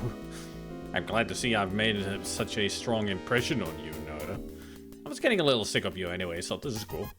But I thought you kind of liked my companion, Princess. This does seem to be a very opportune moment to rid myself of you. I won't assume responsibility for Kim, however, unless she herself wishes for this game adjustment to take place. That's okay. I've read all about you, Nadanaga. I'll bet you'll be at least as good a companion as Jenny, but I still wish Doug would reconsider. It's very dangerous in the chasm, Doug. The Gap Dragon will flame you for sure. Dude! Nada just dissed you! Like, now I'm gonna get rid of you. Fuck you, Doug. Like, harsh. My heart has to be broken. Nada, how could you? I even saved you from a very embarrassing moment. Does that not mean anything to you? She's a bitch anyway. Don't worry about me, Kim. It's what I want to do. Well, good luck then. If we meet up again, we'll have to exchange stories of our different adventures in Xanth. Having now all agreed, Nada joins Kim and Cyrus while Jenny Elf stands at your side. Semicat leaps down the natural stairway far ahead. You and Jenny take cautious steps as you start the steep descent to the gap chasm floor. You and Jenny both wind up losing your footing. You slide down the gap walls for a long time, tumbling end over end and eventually skid to a stop at the bottom. When you and Jenny stand and brush yourselves off, you notice a dragon lurking in the distance. He has definitely spotted you. 5 points.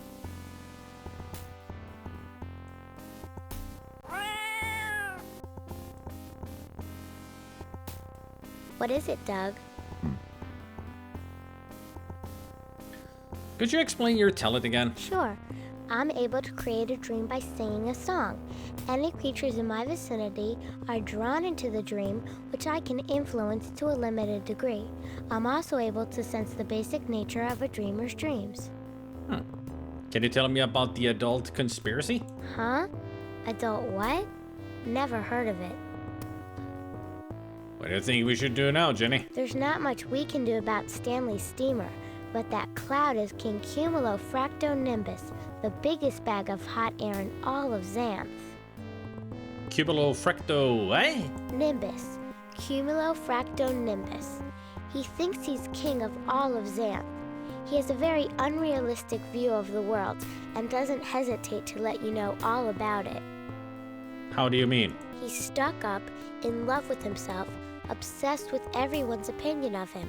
Narcissistic. One other thing, Doug. He has a vicious temper and can unleash a storm the likes of which you've never seen.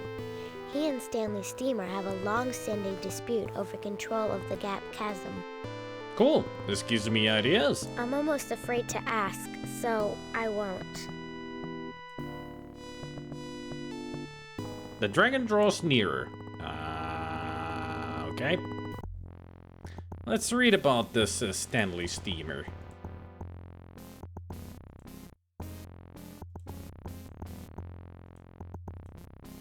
The renowned Gap Dragon who was transformed by Princess Ivy into her playmate.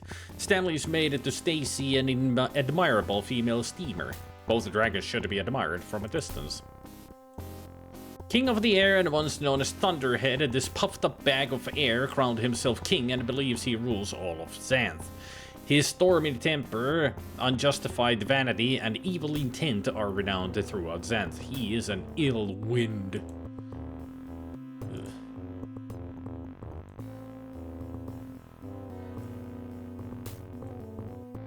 Stanley Steamer stands over 20 feet tall. He's covered with sharp, shiny green scales. He's heading your way and draws nearer. Stanley Steamer eyes you as you speak. A small puff of fire shoots from his mouth and he slowly licks his lips. That way. Running toward the dragon is definitely not the best way to escape his fiery wrath. The dragon has finally reached you. Run away! Retreating would be pointless. Dragon can move 10 times faster than you. I think we're dead. Definitely dead. Stanley opens his huge mouth and the firestorm surges at you. That looked like it smarted. Stanley was only doing his job, but you've lost the game as a result. I'm afraid... I'll try restoring. Because I want to try to go the other way. You turn around and are unable to recognize any of the landscape behind you. Really? Huh.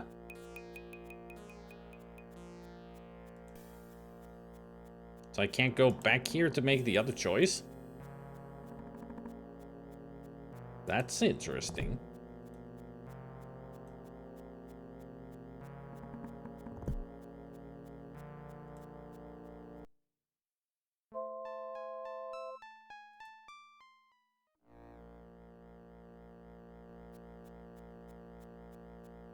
And there's the other...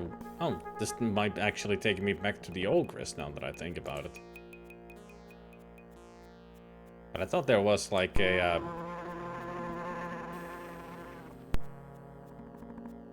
Why do you... To get to the other side? I wasn't asking you a riddle. It was a question. Why are you heading toward that most dreaded of crevices? What's... No. Again. Both.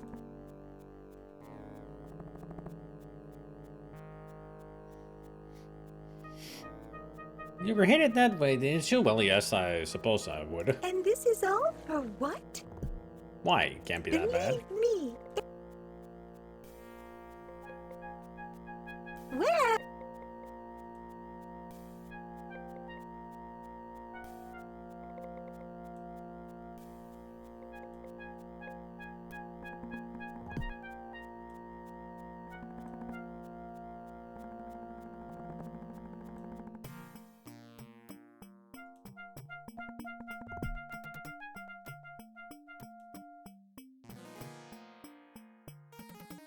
Yeah, this is the only way to go. I just wanted to see if there actually was a way to turn. Kill me and kick me with your little snake feet. It wasn't a threat, so don't expect me to do it.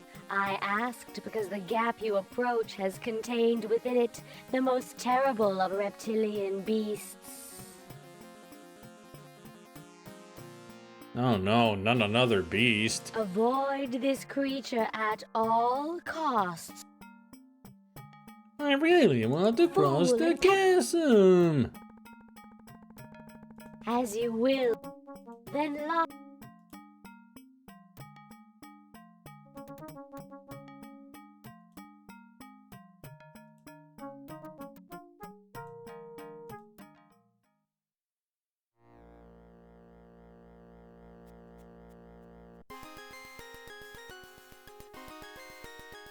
I the only...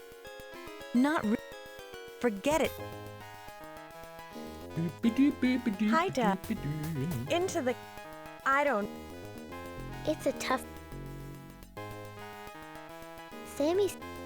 He likes... He sure... I don't know. Okay. It doesn't matter to me at all which one... I'm glad to see I've made such a strong impression on you, Nada. This does seem to be a very opportune moment to rid myself of you. Says the same thing. That's okay. Well, I mean, it's like you said, but again, she is a snake. She don't care.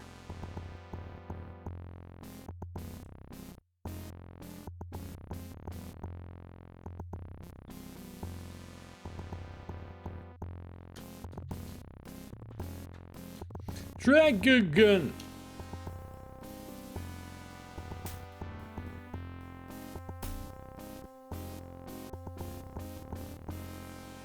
Retreating would be pointless.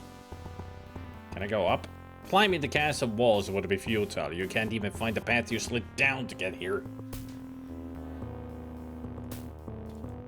How dare you address the king of the air, puny mundane?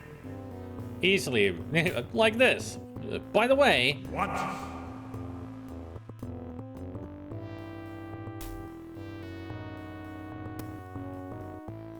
You're a nice puppy, Cloud. I like you. Fracto is unaffected by your comment. The dragon draws nearer. How dare... Like this. What? I bet you couldn't make it rain if your life depended on it. The storm leans toward you, assuming a position between you and the dragon. How dare... What? You're so tiny you couldn't fill a thimble with rain. The storm leans toward you, assuming a position between you and the dragon. The dragon has finally reached you. How dare... What? You wouldn't have no precipitation if it hit you on the head.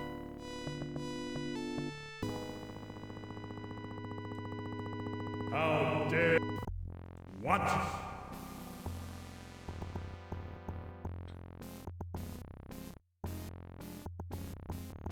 You're a total wimp, unable to perform basic cloud functions.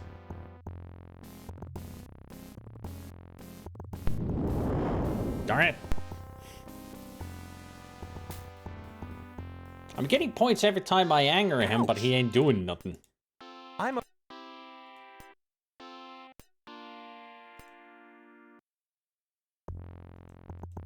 How dare... What?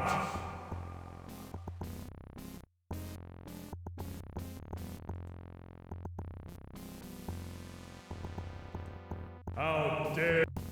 What? How can that cloud be the king of anything? How dare... What?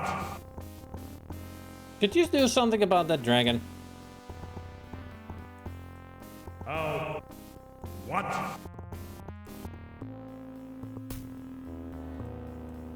How... What? How... What?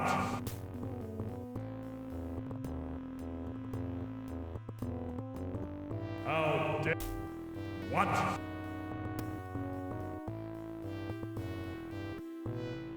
I forgot what I was going to ask you, your cloudiness. Oh, that didn't work. How... What?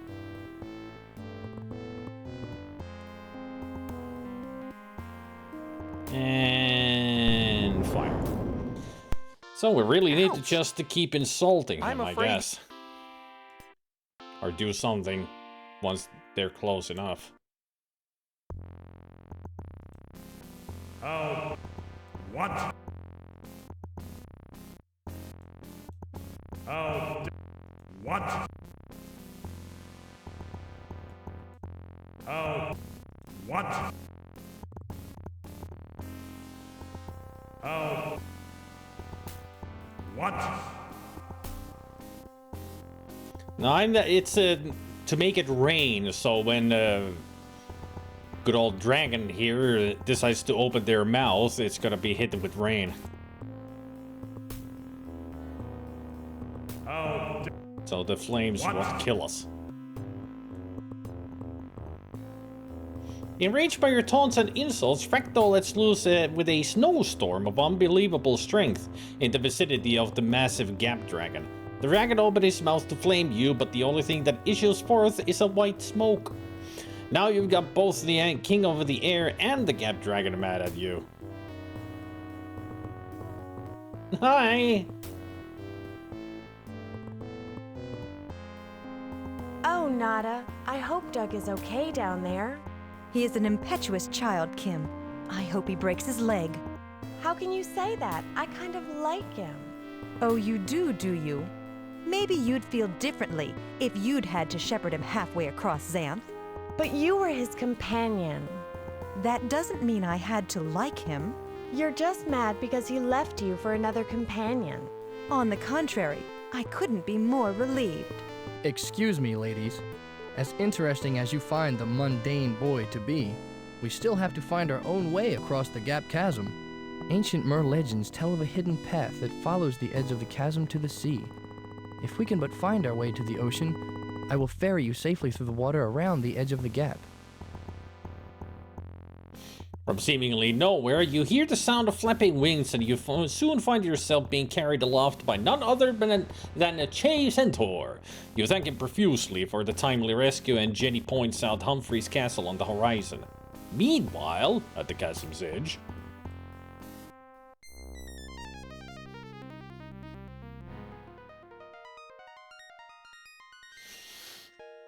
The mundanes draw near the prize, Demon Xanth. Do not fear for your precious enchanted land.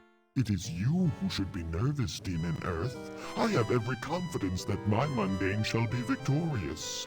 Such foolish creatures, working so hard when neither of them knows what is at stake. But you must admire their ingenuity. They would make a good pair, these two, if they were not pitted against each other in this struggle. You are overly sentimental, Demon Xanth. It is a flaw in both you and the land that bears your name. But you may rest assured that I shall cure the land of this problem when I win the wager. You underestimate the power of sentiment, Demon Earth. Some forces are stronger even than magic. Soon you will see that this is true. The power of love. Power of friendship. You're outside the lower gate of an imposing castle. Chase sets the three of you softly down. Well, you've made it to Humphrey's castle, Doug. Now how are we going to get in?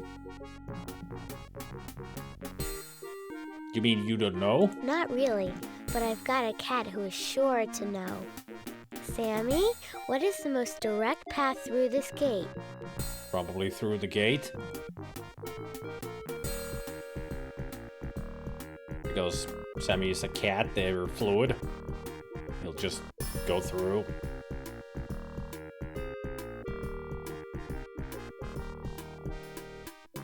Or claw at the wall.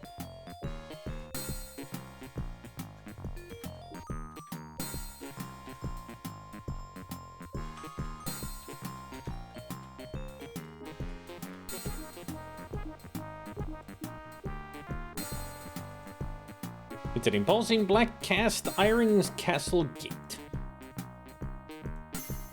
The outer walls of the castle are made of thick, impenetrable stone and capped with treacherous metal intruder deterrents.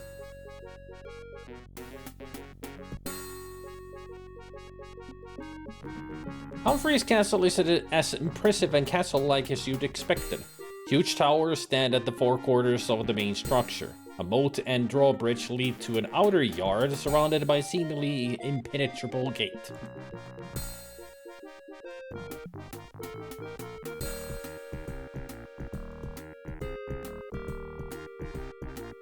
It's the sky. If you were a bird, you could fly around in it.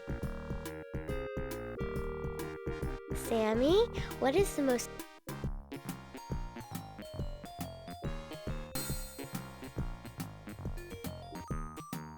Apparently here, Sammy turns into a dog.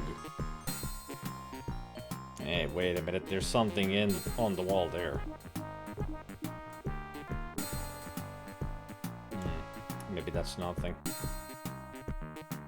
It looked like there's some kind of a hole here, but... it ain't nothing. You stride up to the gate, grab a metal bar, and pull with all of your might. The gate doesn't even squeak. A crowbar would make an interesting decoration on the castle gate, but then it wouldn't help you.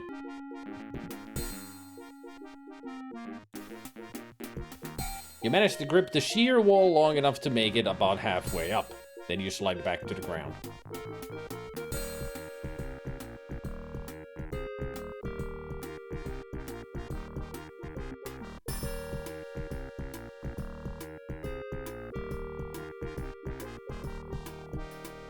You're going to need to raise the castle gate if you want to walk in that direction.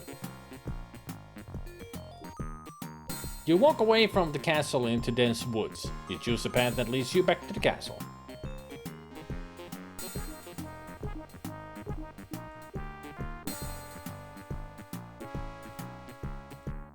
Interesting that there are 3 other routes that I could go, but they lead to nowhere. Why are they even there then? Just for this stupid text?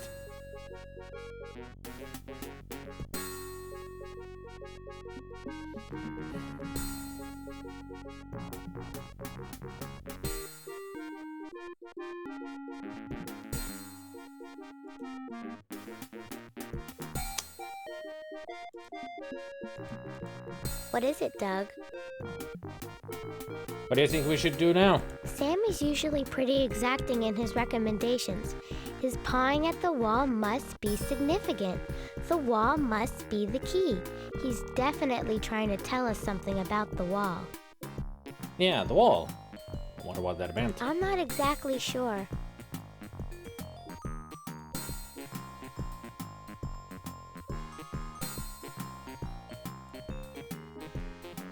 A crowbar would make an interesting decoration.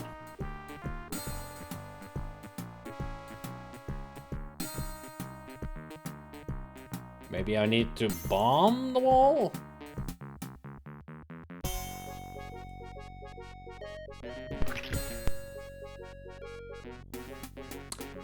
Nope.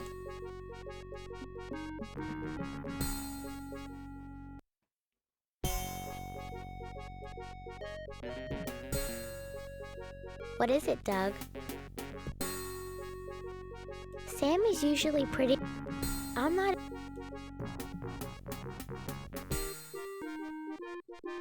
Oh, yep. I saw it said a loose brick. There. It looks like there's an everyday garden variety brick. You're tempted to touch it and discover it to be slightly loose. You press the loose brick and it slides away, revealing a switch. It's a neat little switch with a red light at the end of it. You flip the red switch and it turns green.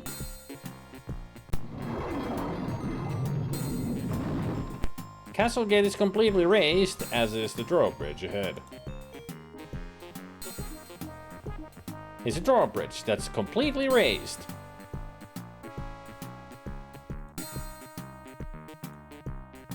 It's hard to imagine drawing the drawbridge on something like the matchsticks.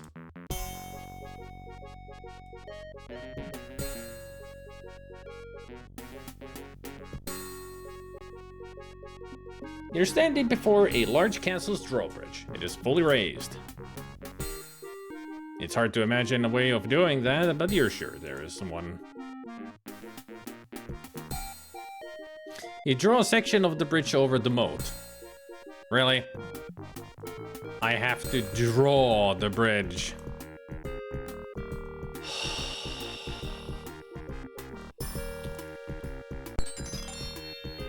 You draw another section of the bridge over the moat. Your work here is complete.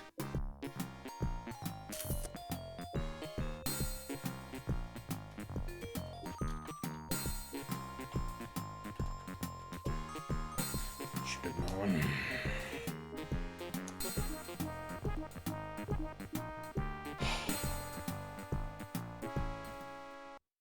All right. Yep. I mean, one of the choices that popped up was draw, and I immediately knew, yeah, I gotta draw the bridge. Let's take a break. I need a break from this madness.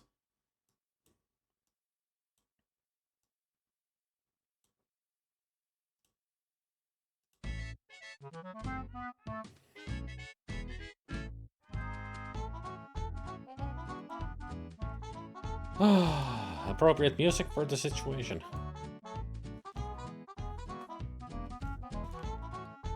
Well, let's do some soy munching, kitty catting, and just relaxing. Yeah, we got a special guest today. Tubbs is eating the food.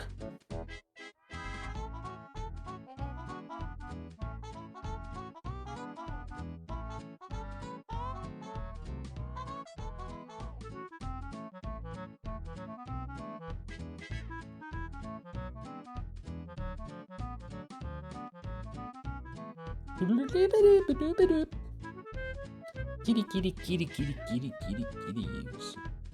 And there's Gabriel.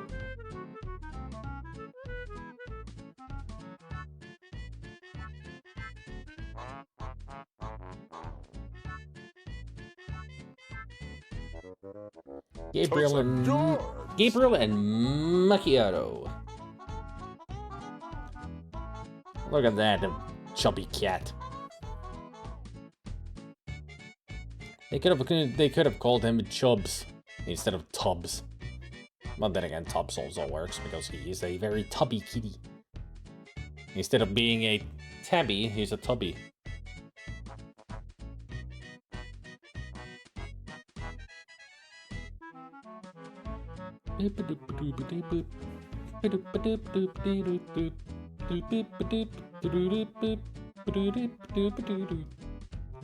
What's the weather in your area, Bannigan?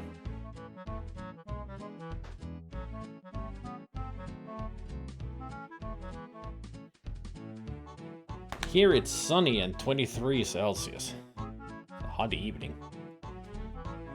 But then again, the next couple of days are gonna be very, very warm.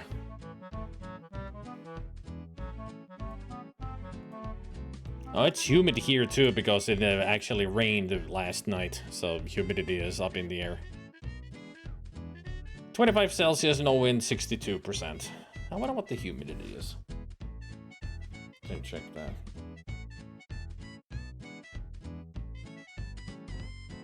Only 54, so it's gone down a lot. But in the morning it was much higher. So now it's more tolerable. Still, it's a hot evening.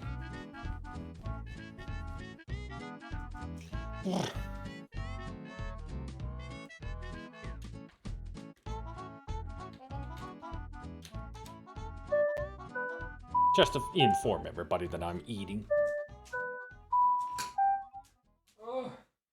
Look after the people, Yoshi. Everywhere.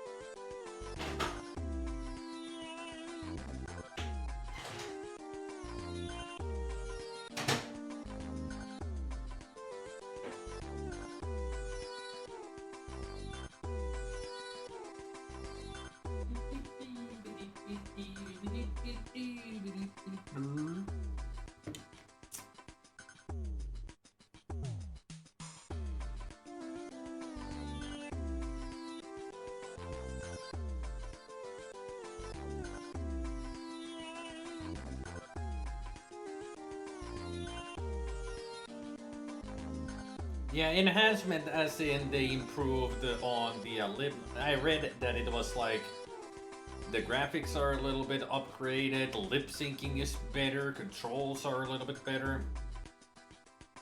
So overall, just a better game to play. I have played through the first season completely and half of the second season. Otherwise, I haven't played the games. I did play the 400 days though.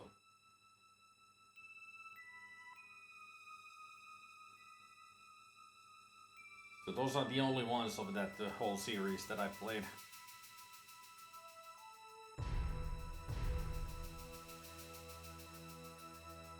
I remember the when I played the first season, even back then it was very glitchy in many parts and the controls were a bit wonky and the lip syncing was way off in many parts. So I'm sure now it's going to be a much better experience.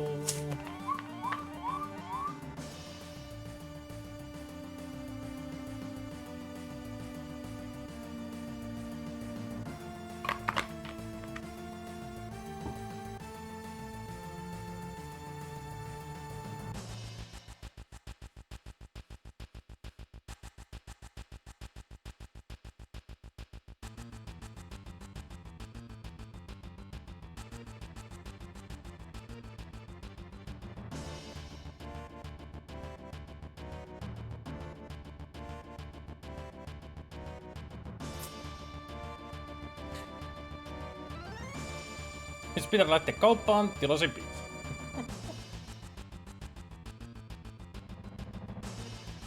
If any of you is wondering what Swede and I are talking about, Swede bought me the definitive edition of Walking Dead, Telltale Games, Walking Dead, which has all the seasons and other extra stuff. Because he wants me to play them. And I said, yeah, I should.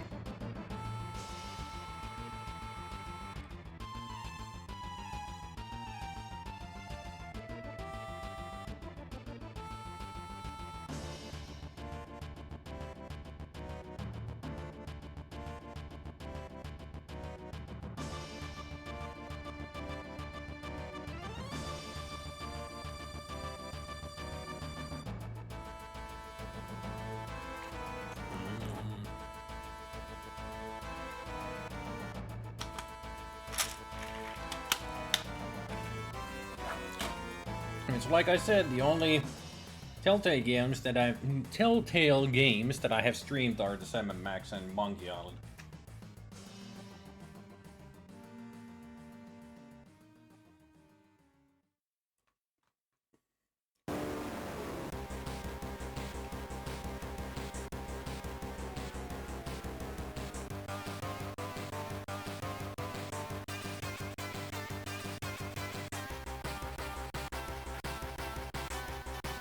I could immediately tell that this is David Whittaker.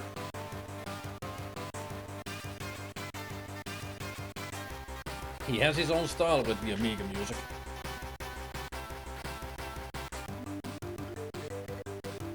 I don't know anything about the Wolf Amongst Us.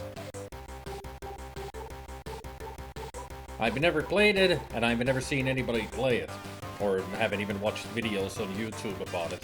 I've kept it a complete secret from myself because I've intended to play it, I just never got around to it.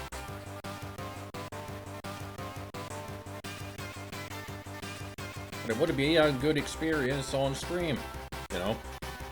People seeing me play it for the first time ever.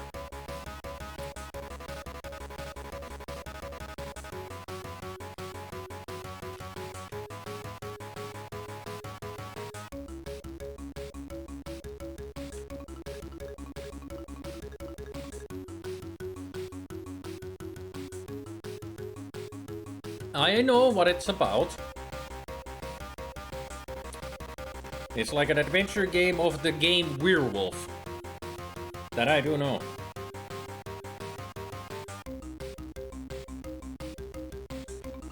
And that's the only thing I know about it.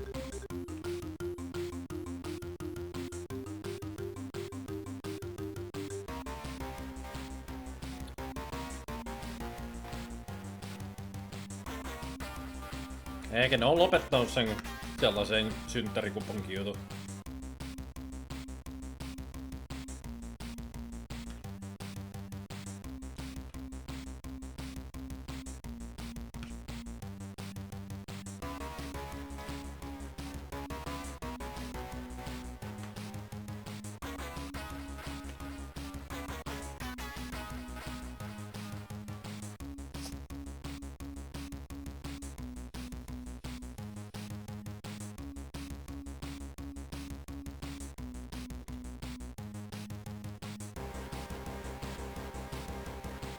Yep, I have it on Steam.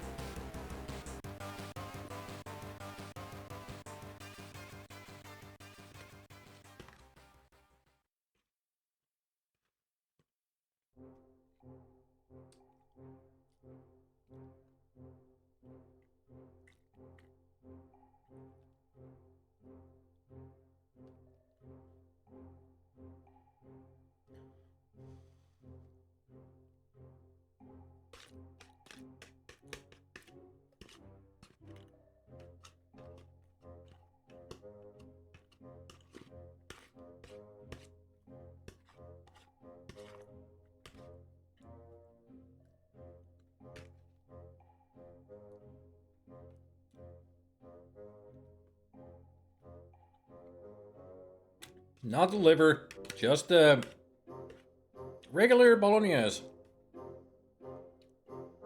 with bell pepper.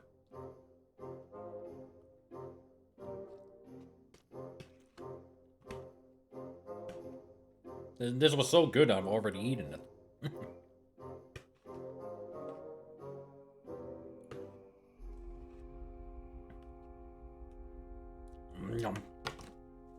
There, devoured. That was fast. I'm going back to the game. This was a short soy munch.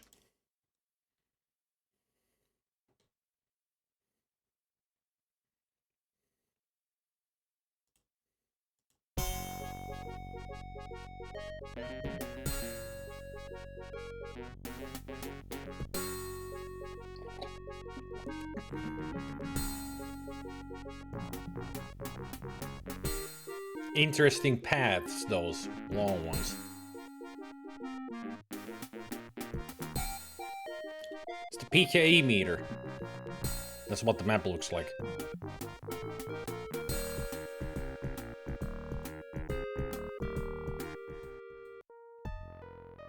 You're standing on the other side of a moat from a corner tower of Humphrey's castle.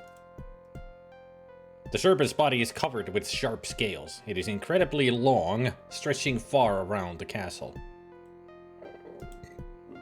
It's a small black cricket, hopping around the area and making an awful din. It's a sturdy metal grate, securely attached to an opening leading below.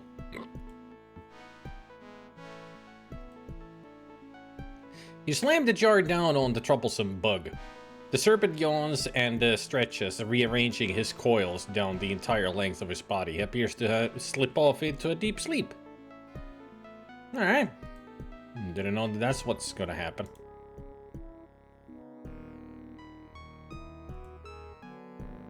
I let the bothersome bug go? Not a chance. The serpent was friendly before, but he might chomp you if you woke him.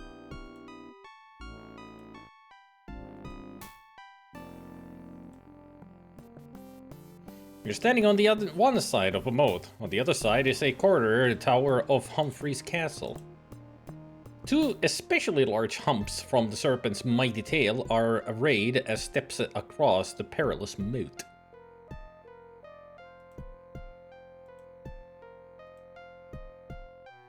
Jenny, Sammy, and you step gracefully across the moat on Pig's humps. You're standing beside one of the castle walls, looking down at the closed sewer cover.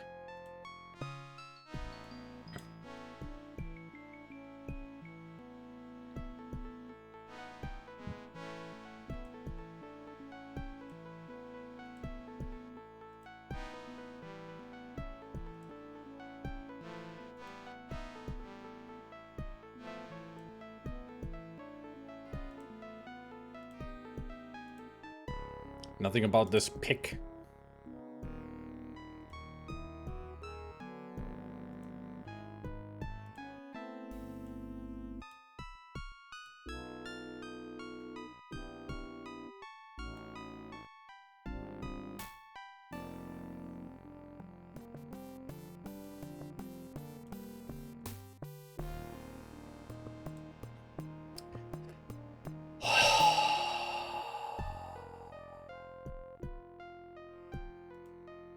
It's a long, thin scale from the serpent. It's in the shape of a guitar pick. It's a lock pick.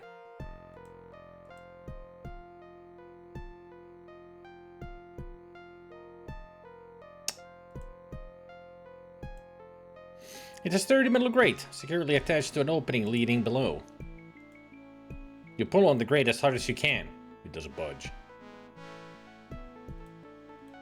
What is it, Doug? There must be a way to open that darn grate.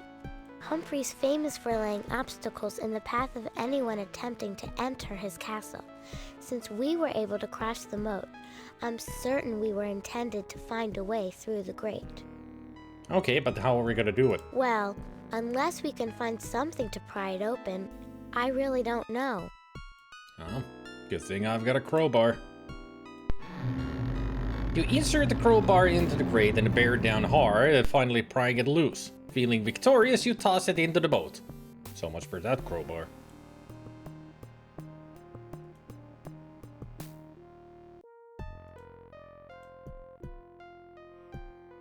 It's a sturdy metal grate, pried slightly open by your crowbar. The grate is as open as it can be expected to get.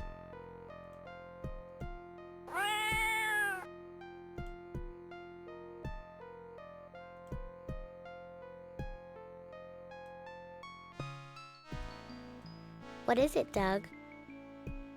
This is tough. The man behind the castle door said all we'd have to do is listen to him, but I still haven't got a clue. Me either. Maybe we should go back and listen to him more carefully. I didn't even know that I could talk to somebody. If you insist, but it really seemed pretty useless. I didn't even know that I could talk to somebody.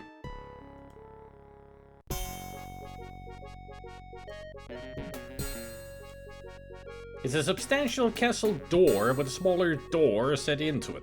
Conspicuously absent is a handle. Yeah, right, why don't you try getting within reach of it before knocking? You're standing before a solid closed oak door with a tiny closed door set into it. The green plastic mat clearly states "not welcome." You stand on the mat and look around, expecting a calamity. So much for the thread on the mat. Step off. There can be no doubt about it. It's a spider's web.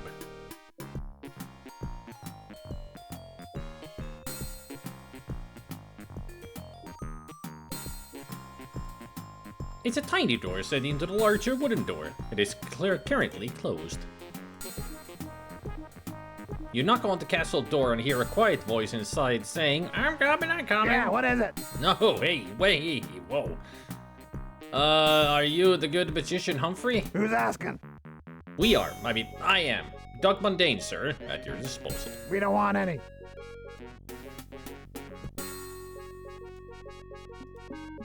It's someone's eye. Mr. I, you hesitantly inquire. What is it this time? Okay, sweet. Have fun. So, are you Humphrey? No, and we're really not interested. Listen, we have traveled a long way and endured terrible trials to get here. I think we're entitled to see the magician of the house. You can only see Humphrey if you get entry to this castle. And as you can see, this door not a way in. Any questions? How can we get inside? Listen to me carefully and mark my words. For 1-2 gain final entrance to this castle, you must only listen to me. Okay, I'm listening. That is all.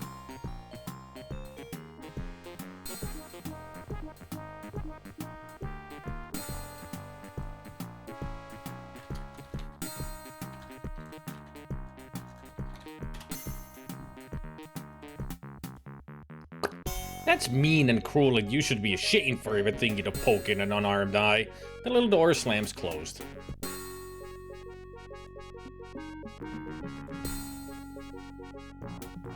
What is it now, bothersome mundane? Could you repeat the pearls of wisdom you imparted before? Why should I? I think I may have misheard you the first time. Very well. Listen to me carefully and mark my words. For 1-2 gain final entrance to this castle, you must only listen to me. 1-2.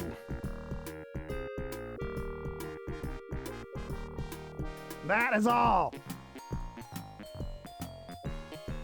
So I guess once we get down to the, wherever the grate is gonna lead us.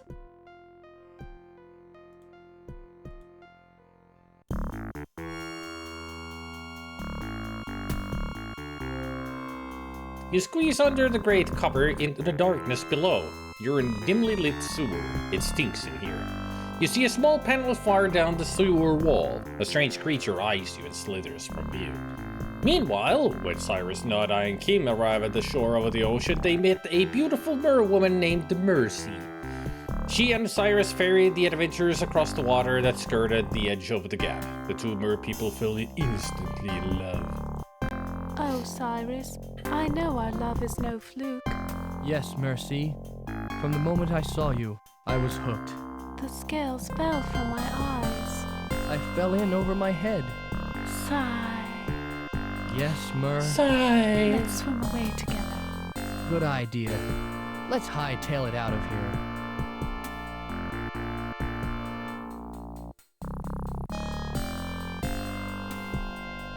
Good luck, lovebirds. Beautiful.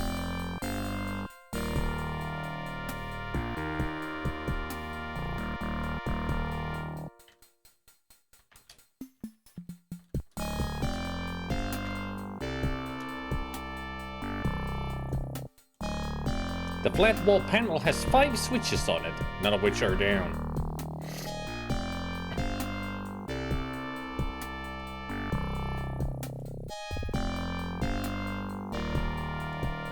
It's the other end of the sewer. There's a panel on the wall down there. You're standing on a small round platform at the bottom of a wide cylindrical shaft. It's hard to tell what that darn critter is. All you can see is its beady little eyes. It's a little hole that the creature has managed to hide in. It's a big red switch that is currently flipped up.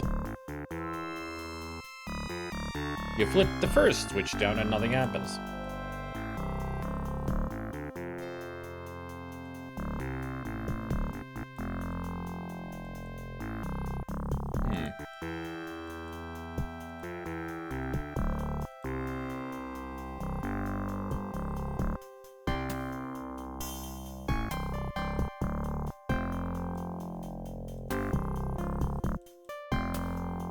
You flip the fourth switch down and the platform you're standing on starts to vibrate. He said, 1, 2, get for the final entrance.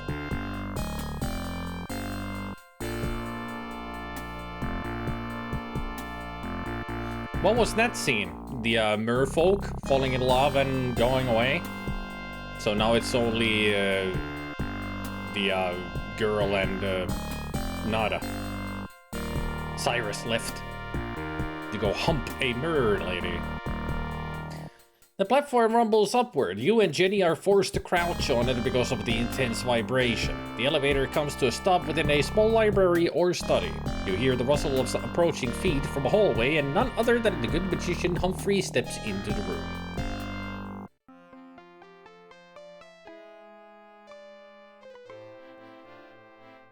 Humphrey sits you on a bench before his narrow desk and eyes your party with keen interest. He yawns deeply, scratches an itch on the top of his head, and resumes his study of you. After an extended period of silence, he begins his interrogation. And what may I do for you, Doug Mundane?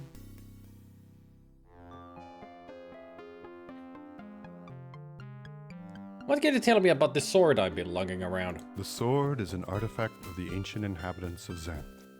It is one of 3 such swords known to exist in Xanth. This one's name is the Sword of Wisdom, for it conveys some measure of wisdom on its bearer once it has grown accustomed to them. How many jewels glow upon your sword, Doug? 5. That's odd. The Sword of Wisdom supposedly has 6 stones. Perhaps you've not yet performed some important task required by the sword in order for it to convey wisdom upon you. Once activated with the 6 gems, the sword has a great power to repel and destroy evil. Yeah, I guess that makes some kind of sense. What else do you wish to know? Hey, how did you know my name? I know your name and much else concerning you, Doug, for I am a powerful magician, currently the most powerful in all of Xanth. What else do you know concerning me? I know of all your travels in Xanth. I was aware of your trials in Isthmus Village, the dangers you encountered in the 5 regions, your defeat of Computer and the Gap Dragon. I've even known the exact time of your arrival here for some time. Wow, I'm impressed.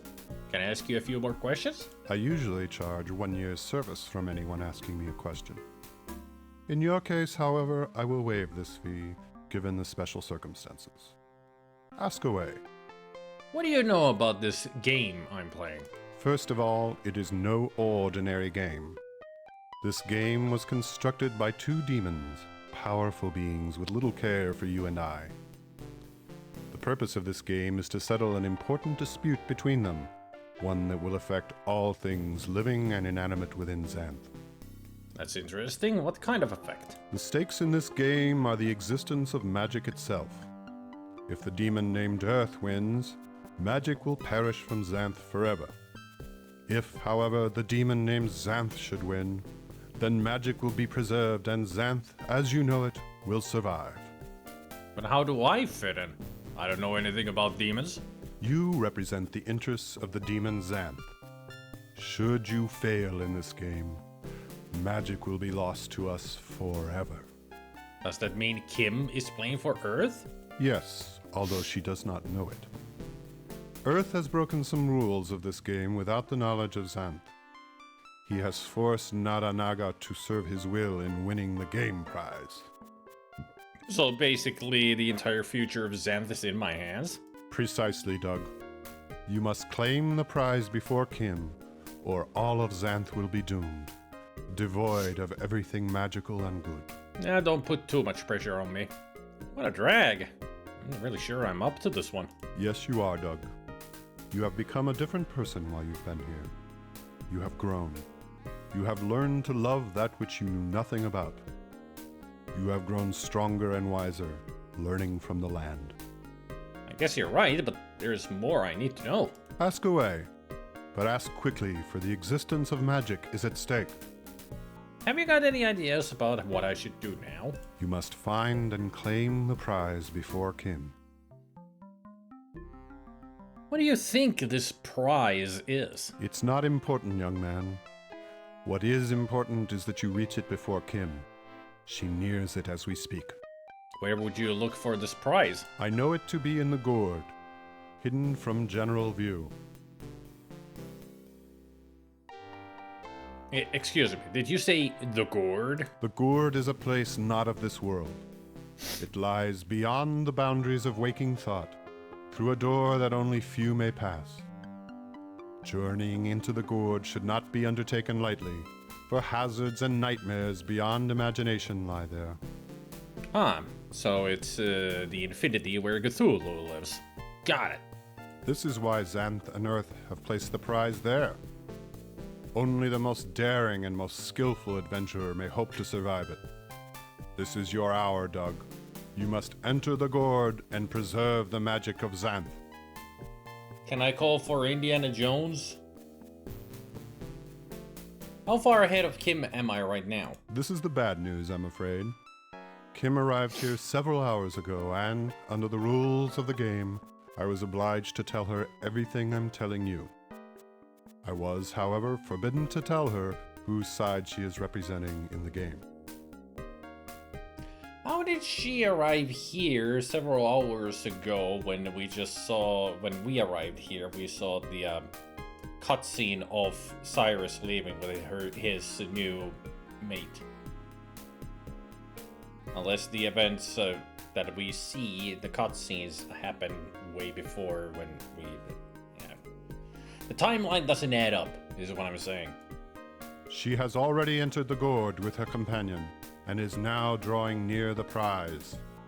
By the way, about that, you got any shotguns that I can kill Nada with, because that bitch needs to die?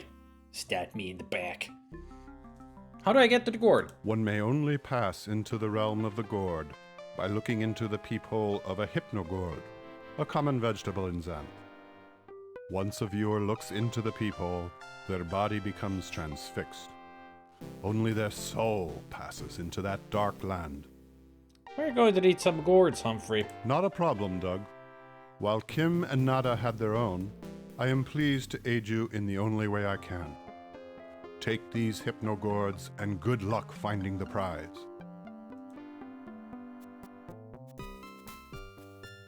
Humphrey hands each of you a hypnogourd and gestures to the small room to the southeast. You walk into the room and find Nada and Kim seated on one side of the table, staring blankly into gourds similar to your own. You and Ginny take your places in two empty chairs. You're in a small room with an oval table. Nada and Kim are seated at it, staring into hypnogourds.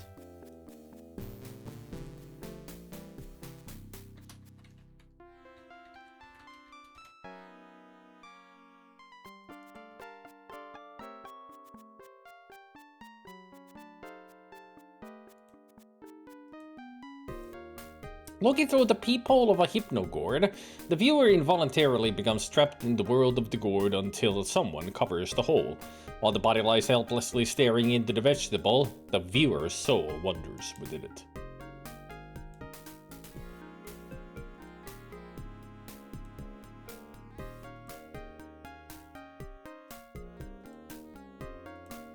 These relatively common gourds look exactly like regular gourds, with the exception of a tiny peephole. Looking through the hole causes the viewer's soul to enter the gourd.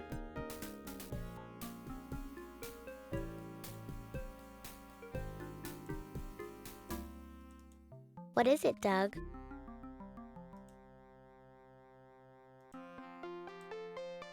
Four wooden chairs surround the table. Nada and Kim occupy two of them. You and Ginny occupy the others.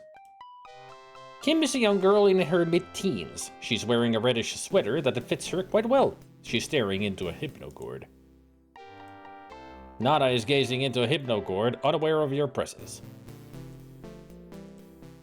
She can't hear you while she's peering into the peephole.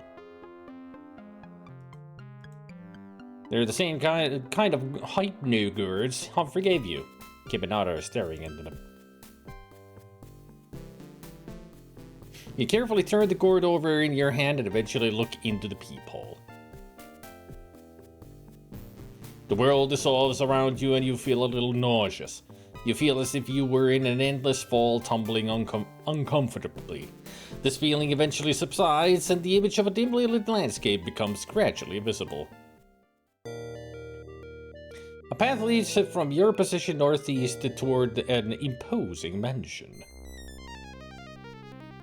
I don't think we're in Kansas anymore. Or Xanthus. So, now the mundane boy knows he fights for you, Demon Xanth. That meddlesome Humphrey has interfered with the game. It doesn't matter that Doug knows Demon Earth. True, he may work a little harder to catch the prize, but unless Kim discovers she represents you and the elimination of magic, it is still a fair contest. You are a fool to pin your hopes on a boy who didn't even care about Xanth when the game started. Perhaps. But in the course of Doug's adventure, the land has brought out qualities in him that he didn't know he had. Doug has learned a lot, and he has Xanth to thank for it. He now realizes Xanth is a special place that is worth preserving. Does he? Well, the battle isn't over yet, Demon Xanth.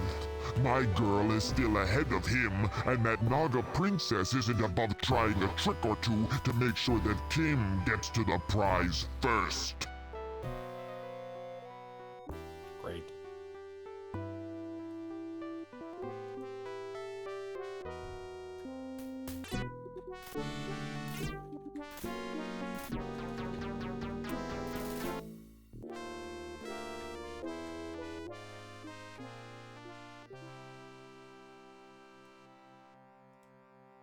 The mansion looks very old, although it is somehow well maintained. There is an impressive porch and a complicated series of roofs atop it. There is no sign of Nada or Kim. It's the sky. Narrow path that juts across the barren lawn toward a dark and imposing mansion. The trees whip back and forth in the ever-changing winds. They are devoid of any leaves.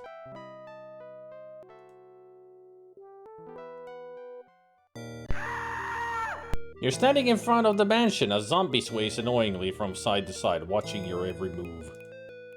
The zombie, seemingly devoid of thought, rocks catatonically back and forth, occasionally drooling. Let's see what the book says about our zombies.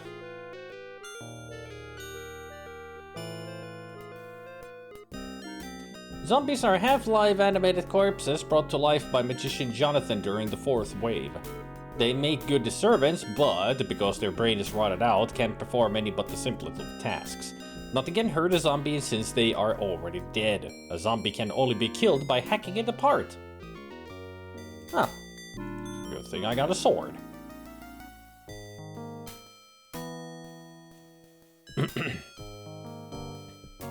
You're in the backyard of the mansion. Large and cellar doors lie closed beside the house. It's a locked lock. 2 tall cellar doors are closed and a hefty padlock is attached to a sturdy chain, locking them. The mansion looks very old, although it is somehow well maintained. There are no doubt stones marking the graves of the deceased. You wonder what it's like to be down there. Can we dig up? No, we don't have a shovel. Such jaunty music for a graveyard area. Hey, everybody. We're among the dead. Yeah.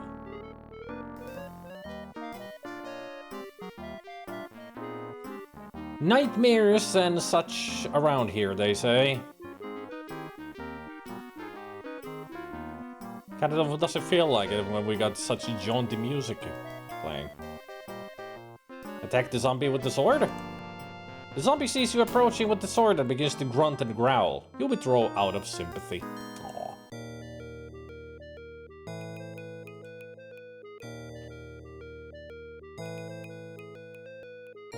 You fish the lockpick around in the lock and, incredibly, it opens. One at a time, you pull the cellar doors open, revealing a darkness below. A stench rises from the cellar that turns your stomach.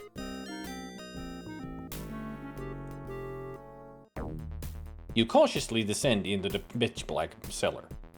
You're in a dark cellar. The cellar door slams shut behind you. What is it, Doug? Just get us out of here, Doug. This place gives me the creeps. I'm trying. Well, try harder. There's got to be a door or something leading out of here and into the house.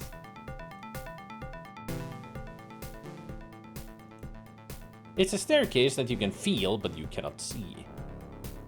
A black cat. Uh-oh, it's a black cat. You wonder if it's still considered unlucky to touch a black cat that's been dead for some time. Ew. It feels like a skeleton key. It's very nice. It takes you a while to realize it, but it's definitely a skeleton. There's a key in its hand. A skeleton key. It's a huge axe for felling trees. The blade is incredibly long. Can we take it? You try, but are unable to even budge the axe. To your horror, you discover a severed hand crawling along the floor near your feet. Thing?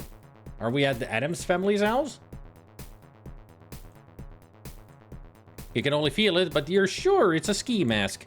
Can we wear it? There isn't a mirror around, and you'd be embarrassed to be seen with it, but not properly adjusted. Feels like a dead bat.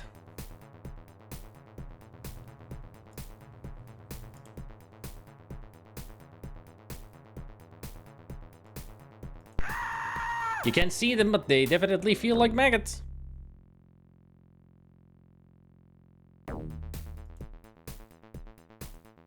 It feels like a length of sturdy twine. You reach and grab the twine. It's a jar with some thick, slippery fluid in it. You dip your finger in it and determine it to be blood. Blood! Wow, can it be another pick? You've had your fill of picks in this game already. You've never been very fond of ice picks anyway.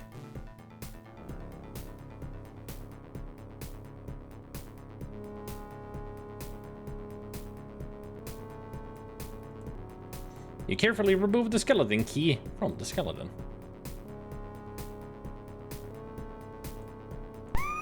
At last, you've discovered the source of that horrible smell. It's a decaying corpse. The decaying corpse smells awful. Must have been running here for quite some time. And will you stop screaming?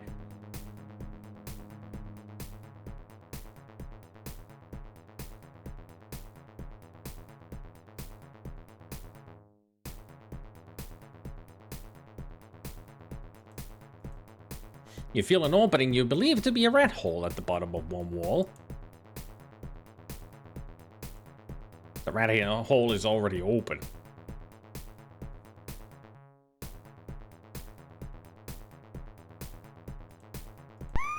It's a giant arachnid that appears to be dead. Ah! Gasp.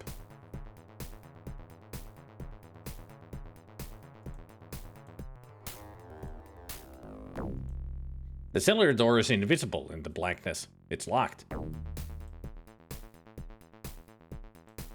The skeleton key slides easily into the lock. You turn it once and hear a tumbler fall. You turn the handle and open the bothersome... You turn the handle and open the bothersome cellar door.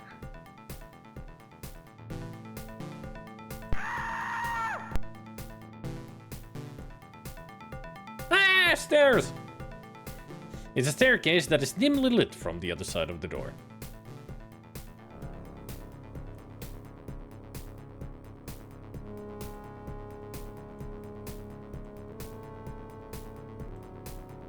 You hear someone pacing around up there. That doesn't seem like such a hot idea. You climb the cellar stairs and arrive at a landing. You're standing on the first floor landing. The cellar door is behind you, and a stairway leads up to the north.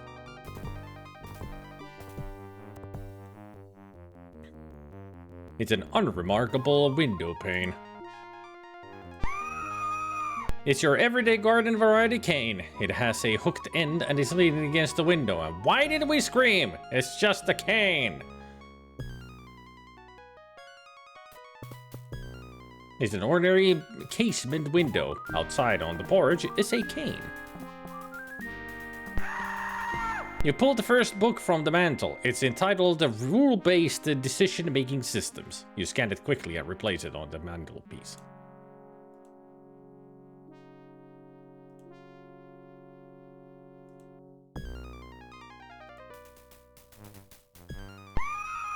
The second book, it's entitled Parallel Processing, and you. Debugging and its many pleasures. Lots of computer books here. And no screaming for this one? Atop the wooden mantle are many books. Well, you stop screaming! Earth! Is enclosed by a wooden mantle arrayed with books.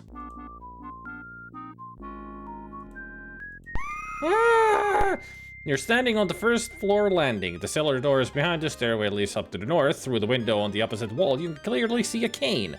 A fireplace to your right has an ornate mantle covered with books.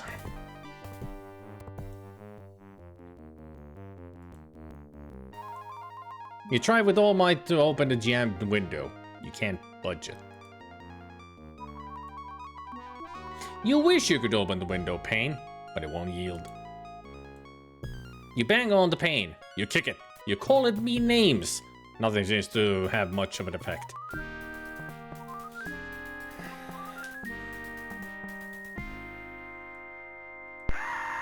It's a lever on a banister! Ah! About halfway up the stairway, a lever is flipped toward you on the banister. I got a feeling that if I go up there, it's gonna turn into a slide. It's a big knob on one of the stairway posts. A knob. Penis joke. Ah!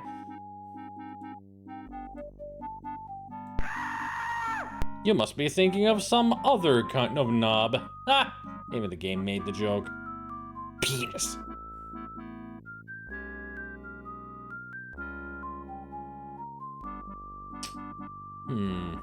It's gotta be... Maybe the cane is not important.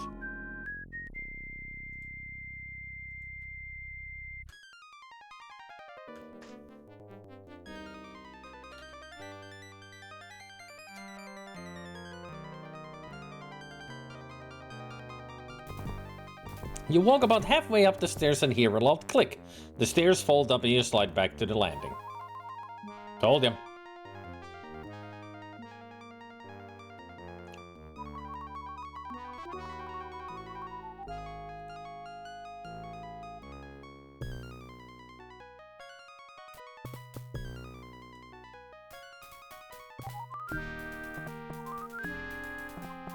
You lasso the lever with the twine and tie it down on the right knob.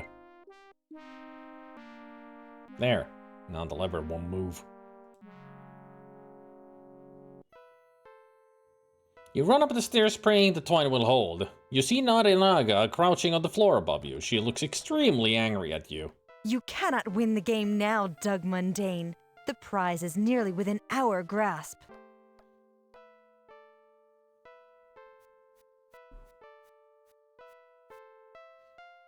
What's the matter, princess? Taken in by a bad demon? Silence, stupid Mundane. Enjoy magic while you can. I get the feeling that she's been evil this whole time, but just realized that she was on the wrong side. I mean, if you say something like that, it means you want magic to go away. But you're a Naga. Your magic power is to turn into a human, a mundane.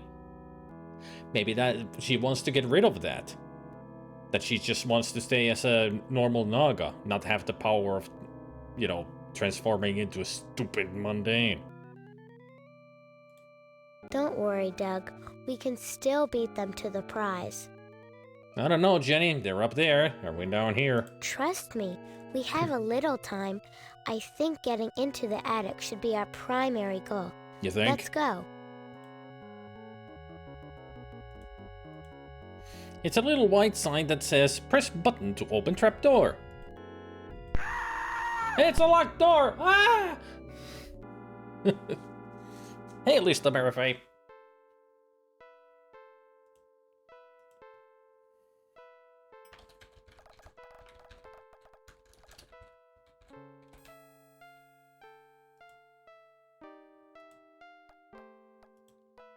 You fumble around with the skeleton key in the lock, but it's evidently a key for some other door.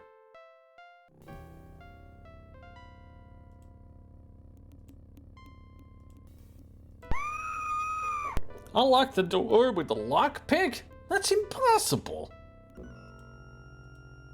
A finely crafted handrail wraps around this landing. Very good! Please use the handrail at all times. It's a big red button positioned over the white sign. You press the red button and a trapdoor on the exact spot you're standing quickly opens. Huh. I should have realized. Ouch, that hurt. I'm sorry. I thought the button opened the attic trapdoor. I did too. It was an honest mistake. Now how are we going to get out of this place? Pills here! It's hard to read the label while the bottle is in your possession. You take the pills. On close examination, the label says, "Pain be gone." This guy evidently had some discomfort before he died. The skeleton looks like it has been here for quite a while. Did you really expect to be able to talk to a skeleton? Yeah. Do that a lot in Curse of Monkey Island. Oh wait, that's a skull. Various computer game magazines and journals are piled high in bound volumes. You pull the third book from the mantle and the hearth beneath you begins to rotate. That was pure luck. That was just pure luck.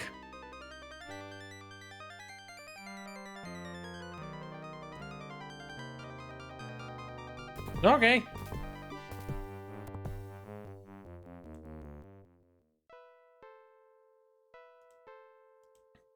It's a rectangular door inset in the ceiling.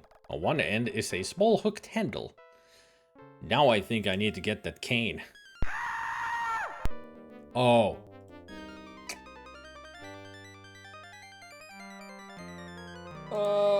Break the pain with the pain. Use the pills with the pain because it's pain be gone. You hold the pills against the pain for a moment and the pain vanishes. Satisfied, you chuck the pills through the window.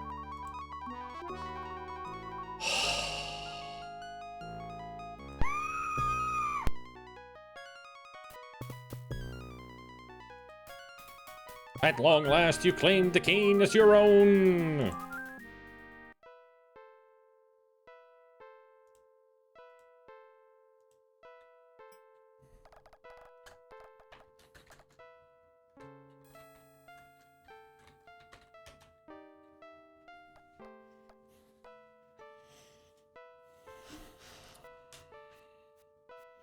Oh, trust me, I wish this game was more painless than it is. I should have used the pain be gone on myself to get, you know, out of these puns. You snag the hook with the cane and pull the folding attic staircase back down. These are the folding stairs you pulled down from the attic. It's the attic. You're almost there.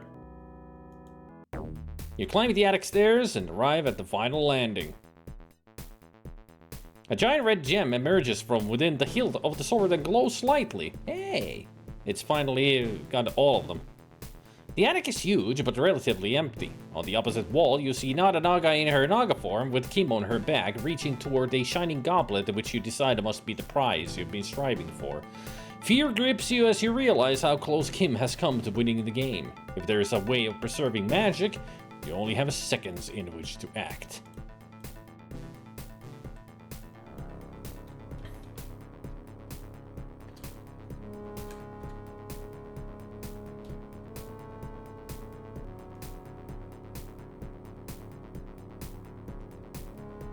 You hold the sword toward Kim, but she doesn't seem to be at all interested. Kim's hand is closing on the prize.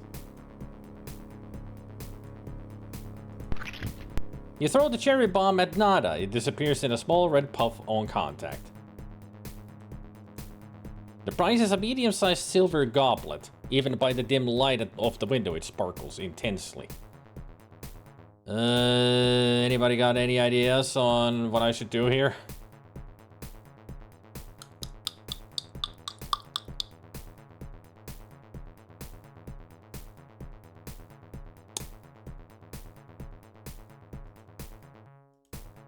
You carry out an animated one-way conversation with your sword. Kim takes the prize from its shelf. The entire attic blurs as if engulfed in fog. You wake up in your bedroom floor, shaken but unharmed. Kim apparently won the game and in the process purged the Xanth of all magic including the game. Slightly depressed, you stand up, dust yourself off and proceed on with your incredibly mundane existence. Game over. What now? Restore.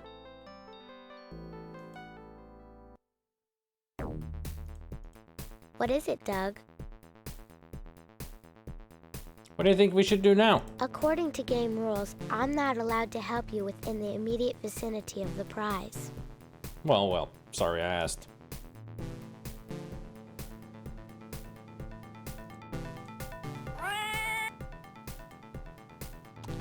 Great conversationist.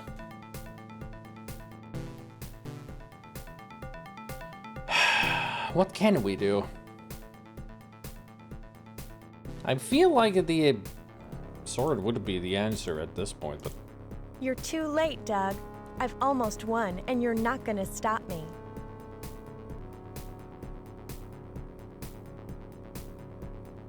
Don't do it! Listen to me before you take the prize. Why do you say that, Doug? I'll bet it's just to slow me down. This game we're playing isn't all it seems. Come on, Doug. It's only a game, and you're just upset because I'm going to win.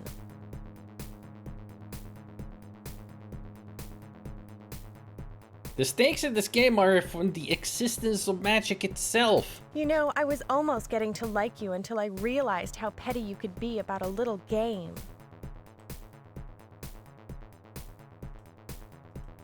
You're too late, Doug. I have to stop you. You have no idea what's at stake. Why do you say that, Doug? Come on, Doug. If you do win, magic will cease to exist in Xanth. You know, I was almost getting to... Damn it. Yeah, talking to her is not gonna help.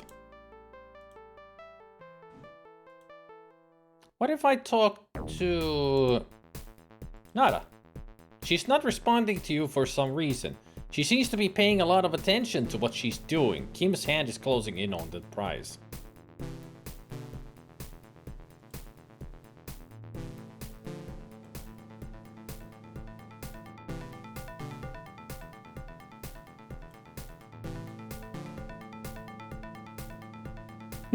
Nada doesn't look like she's in the mood for dancing right now.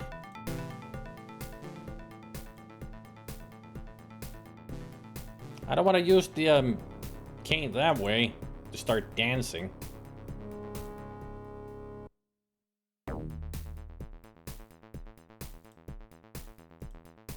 The sword of the Isthmus village headman gave you is made of smooth gold metal.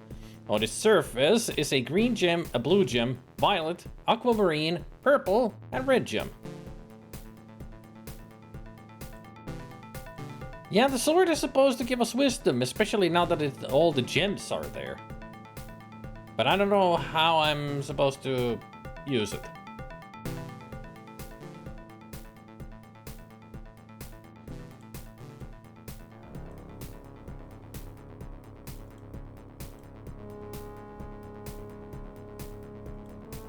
Every move I make, she gets closer to the prize.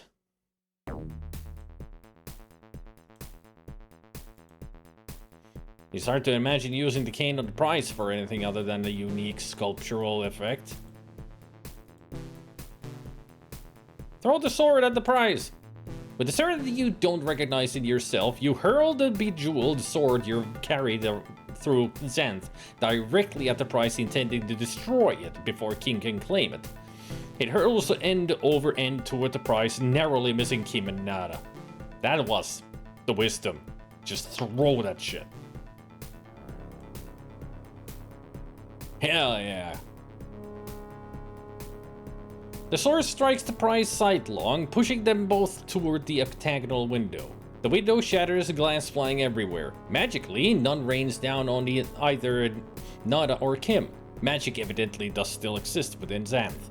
Perhaps Kim will recognize this and forgive you.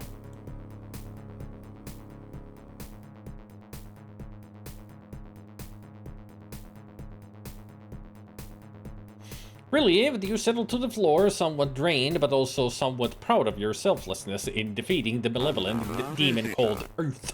Stay a while. Stay forever. Thank you for the follow. You wonder what could possibly happen now that neither you or Kim has won the game. Kim wanders toward you with an incredulous look on her face. Nada fumes beneath the broken window. The room blurs as if invaded by fog. Poof! You find yourself back in your room. Confident in the knowledge that you've preserved the magic in a place you previously hadn't even believed in, you feel relieved but somewhat empty. What's going to happen to Nada? Or Jenny? Or Kim? You're sitting at your desk, staring at the words "Game Over" flashing on your screen.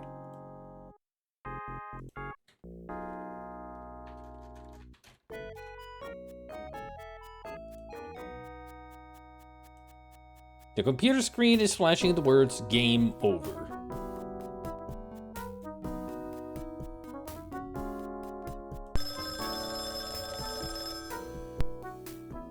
Not so quiet ringing.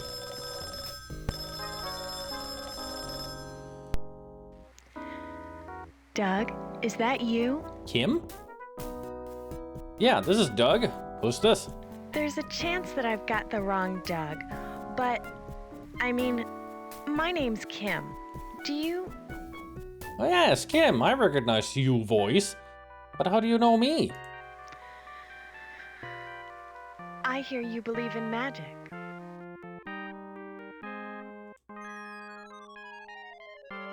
And they lived happily ever after? 978 of 1,000 points, giving you the rank of True Believer. We missed the 22 points. It's quite a lot.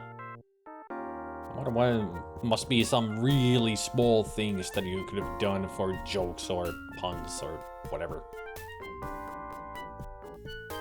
Ah, the epilogue. Unfair! I demand a rematch! You shall not get one, Demon Earth. The contest is over and you have lost. Because I am the victor, I am matchless. And therefore, I have no more matches to give you. Please, Xanth, spare me your puns. The magic I can get used to, but the puns are too much to endure. I know the feeling. Of course I can spare you some puns, Demon. I have plenty to spare. On this subject, you need not despair. Stop! Stop! I cannot bear it any longer! Bear it? Why, I have barely begun. Now that I have you over a barrel, there is no barrier to the barrage of embarrassing and bare-faced puns I can make. As one of my forebears, Baron Robert von Flaubert, used to say, "Aye!" Yeah, that's how I feel right now. Just Not a 89 take 4. It looks like the only route available to us is into the mountain cavern. Bloopers! We do not want to get her in a giggly mood. Oh, good. Why don't we at least try to fix it? One more time. Not a 101. You mean Stop it.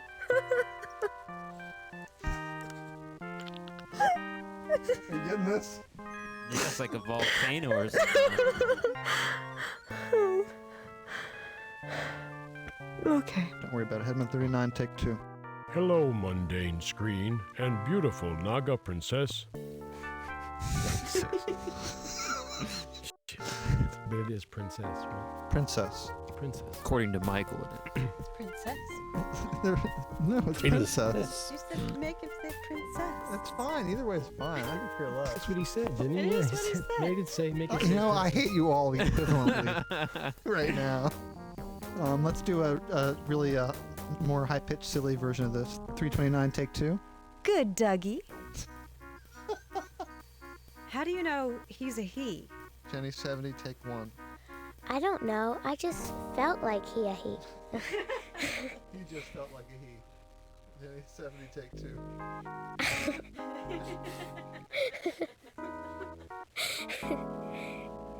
I was wondering whether we pronounced it differently since it was spelled D-U-G. I thought maybe it was Doug. Doug. Doug. Demon cutscene 5, take 1. The meddlesome Humphrey has interfered with the game. May I have a restart? Sure, why not? Meddlesome Humphrey has interfered with the game. It doesn't matter. The Doug knows. Restart again, please. It sounds good. It's Levels? just that the game was really I way, know. way up above everything else. I yelled it. Yeah, I don't was yell. so excited. Not my CL. Take this evil potion away from me and dispose of it somewhere no one will ever find it. Oh no, it's wearing off. She's turning back into Ma. A loaded hot dog bun. Now I've heard everything. Not a 195, take 1. Can you think of a way of convincing that hound that you mean business? Did What? you hear that? Yes. Not a 195, take 2. Ruben Does Schmoven. start. I'm sure there's something lying around nearby that could serve quite adequate. It's okay, I heard something there I know. too. Was that a mouth noise? You got rodents in here too? I think we should shake her. I think we should tickle Lois. Does that mean we can kiss now? Absolutely not. You didn't even let me slay it. Sorry. Yeah, he wasn't really saying that. Bloopers are the Lois. best. It's the line. I'm sorry, Michael. I really thought you meant it. Autonomic reflex. Does this one try? No. No. I like it the way you read it. Rolling. Okay. Without the bird. Not a 101, take 3.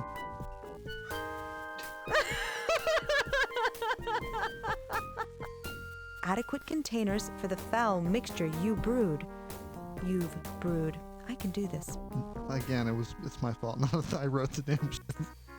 Not a 47, take 1. Maybe you could open the door and see what's behind it. Perfect. Did that... Did my stomach go off in your I heard it. Hitman 51, I heard the take 1. stomach. I recognize that. But why on Xanth are you handing it to me? And that's it for the headman. Somebody's name is That's it for the Arfing headman. Dog. You've escaped a terrible danger, Doug. But I fear that a Arfing Dog.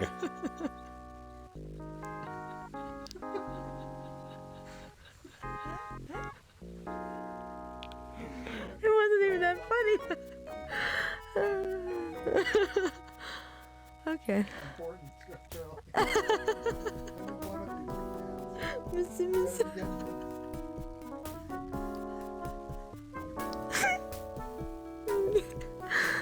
Okay. I'm ready.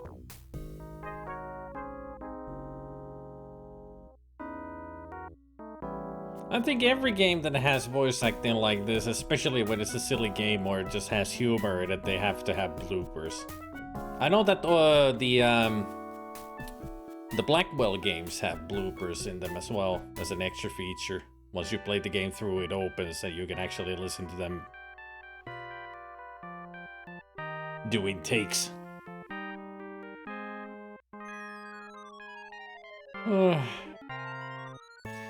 I gotta say, the game was good. It's got really good puzzles and everything. There were only a couple puzzles where I actually needed to use the get some hints or walk through. Otherwise, it's a really good game. Great art. Good. I mean, the voice acting may not have been the best, but it was good enough. It wasn't the worst.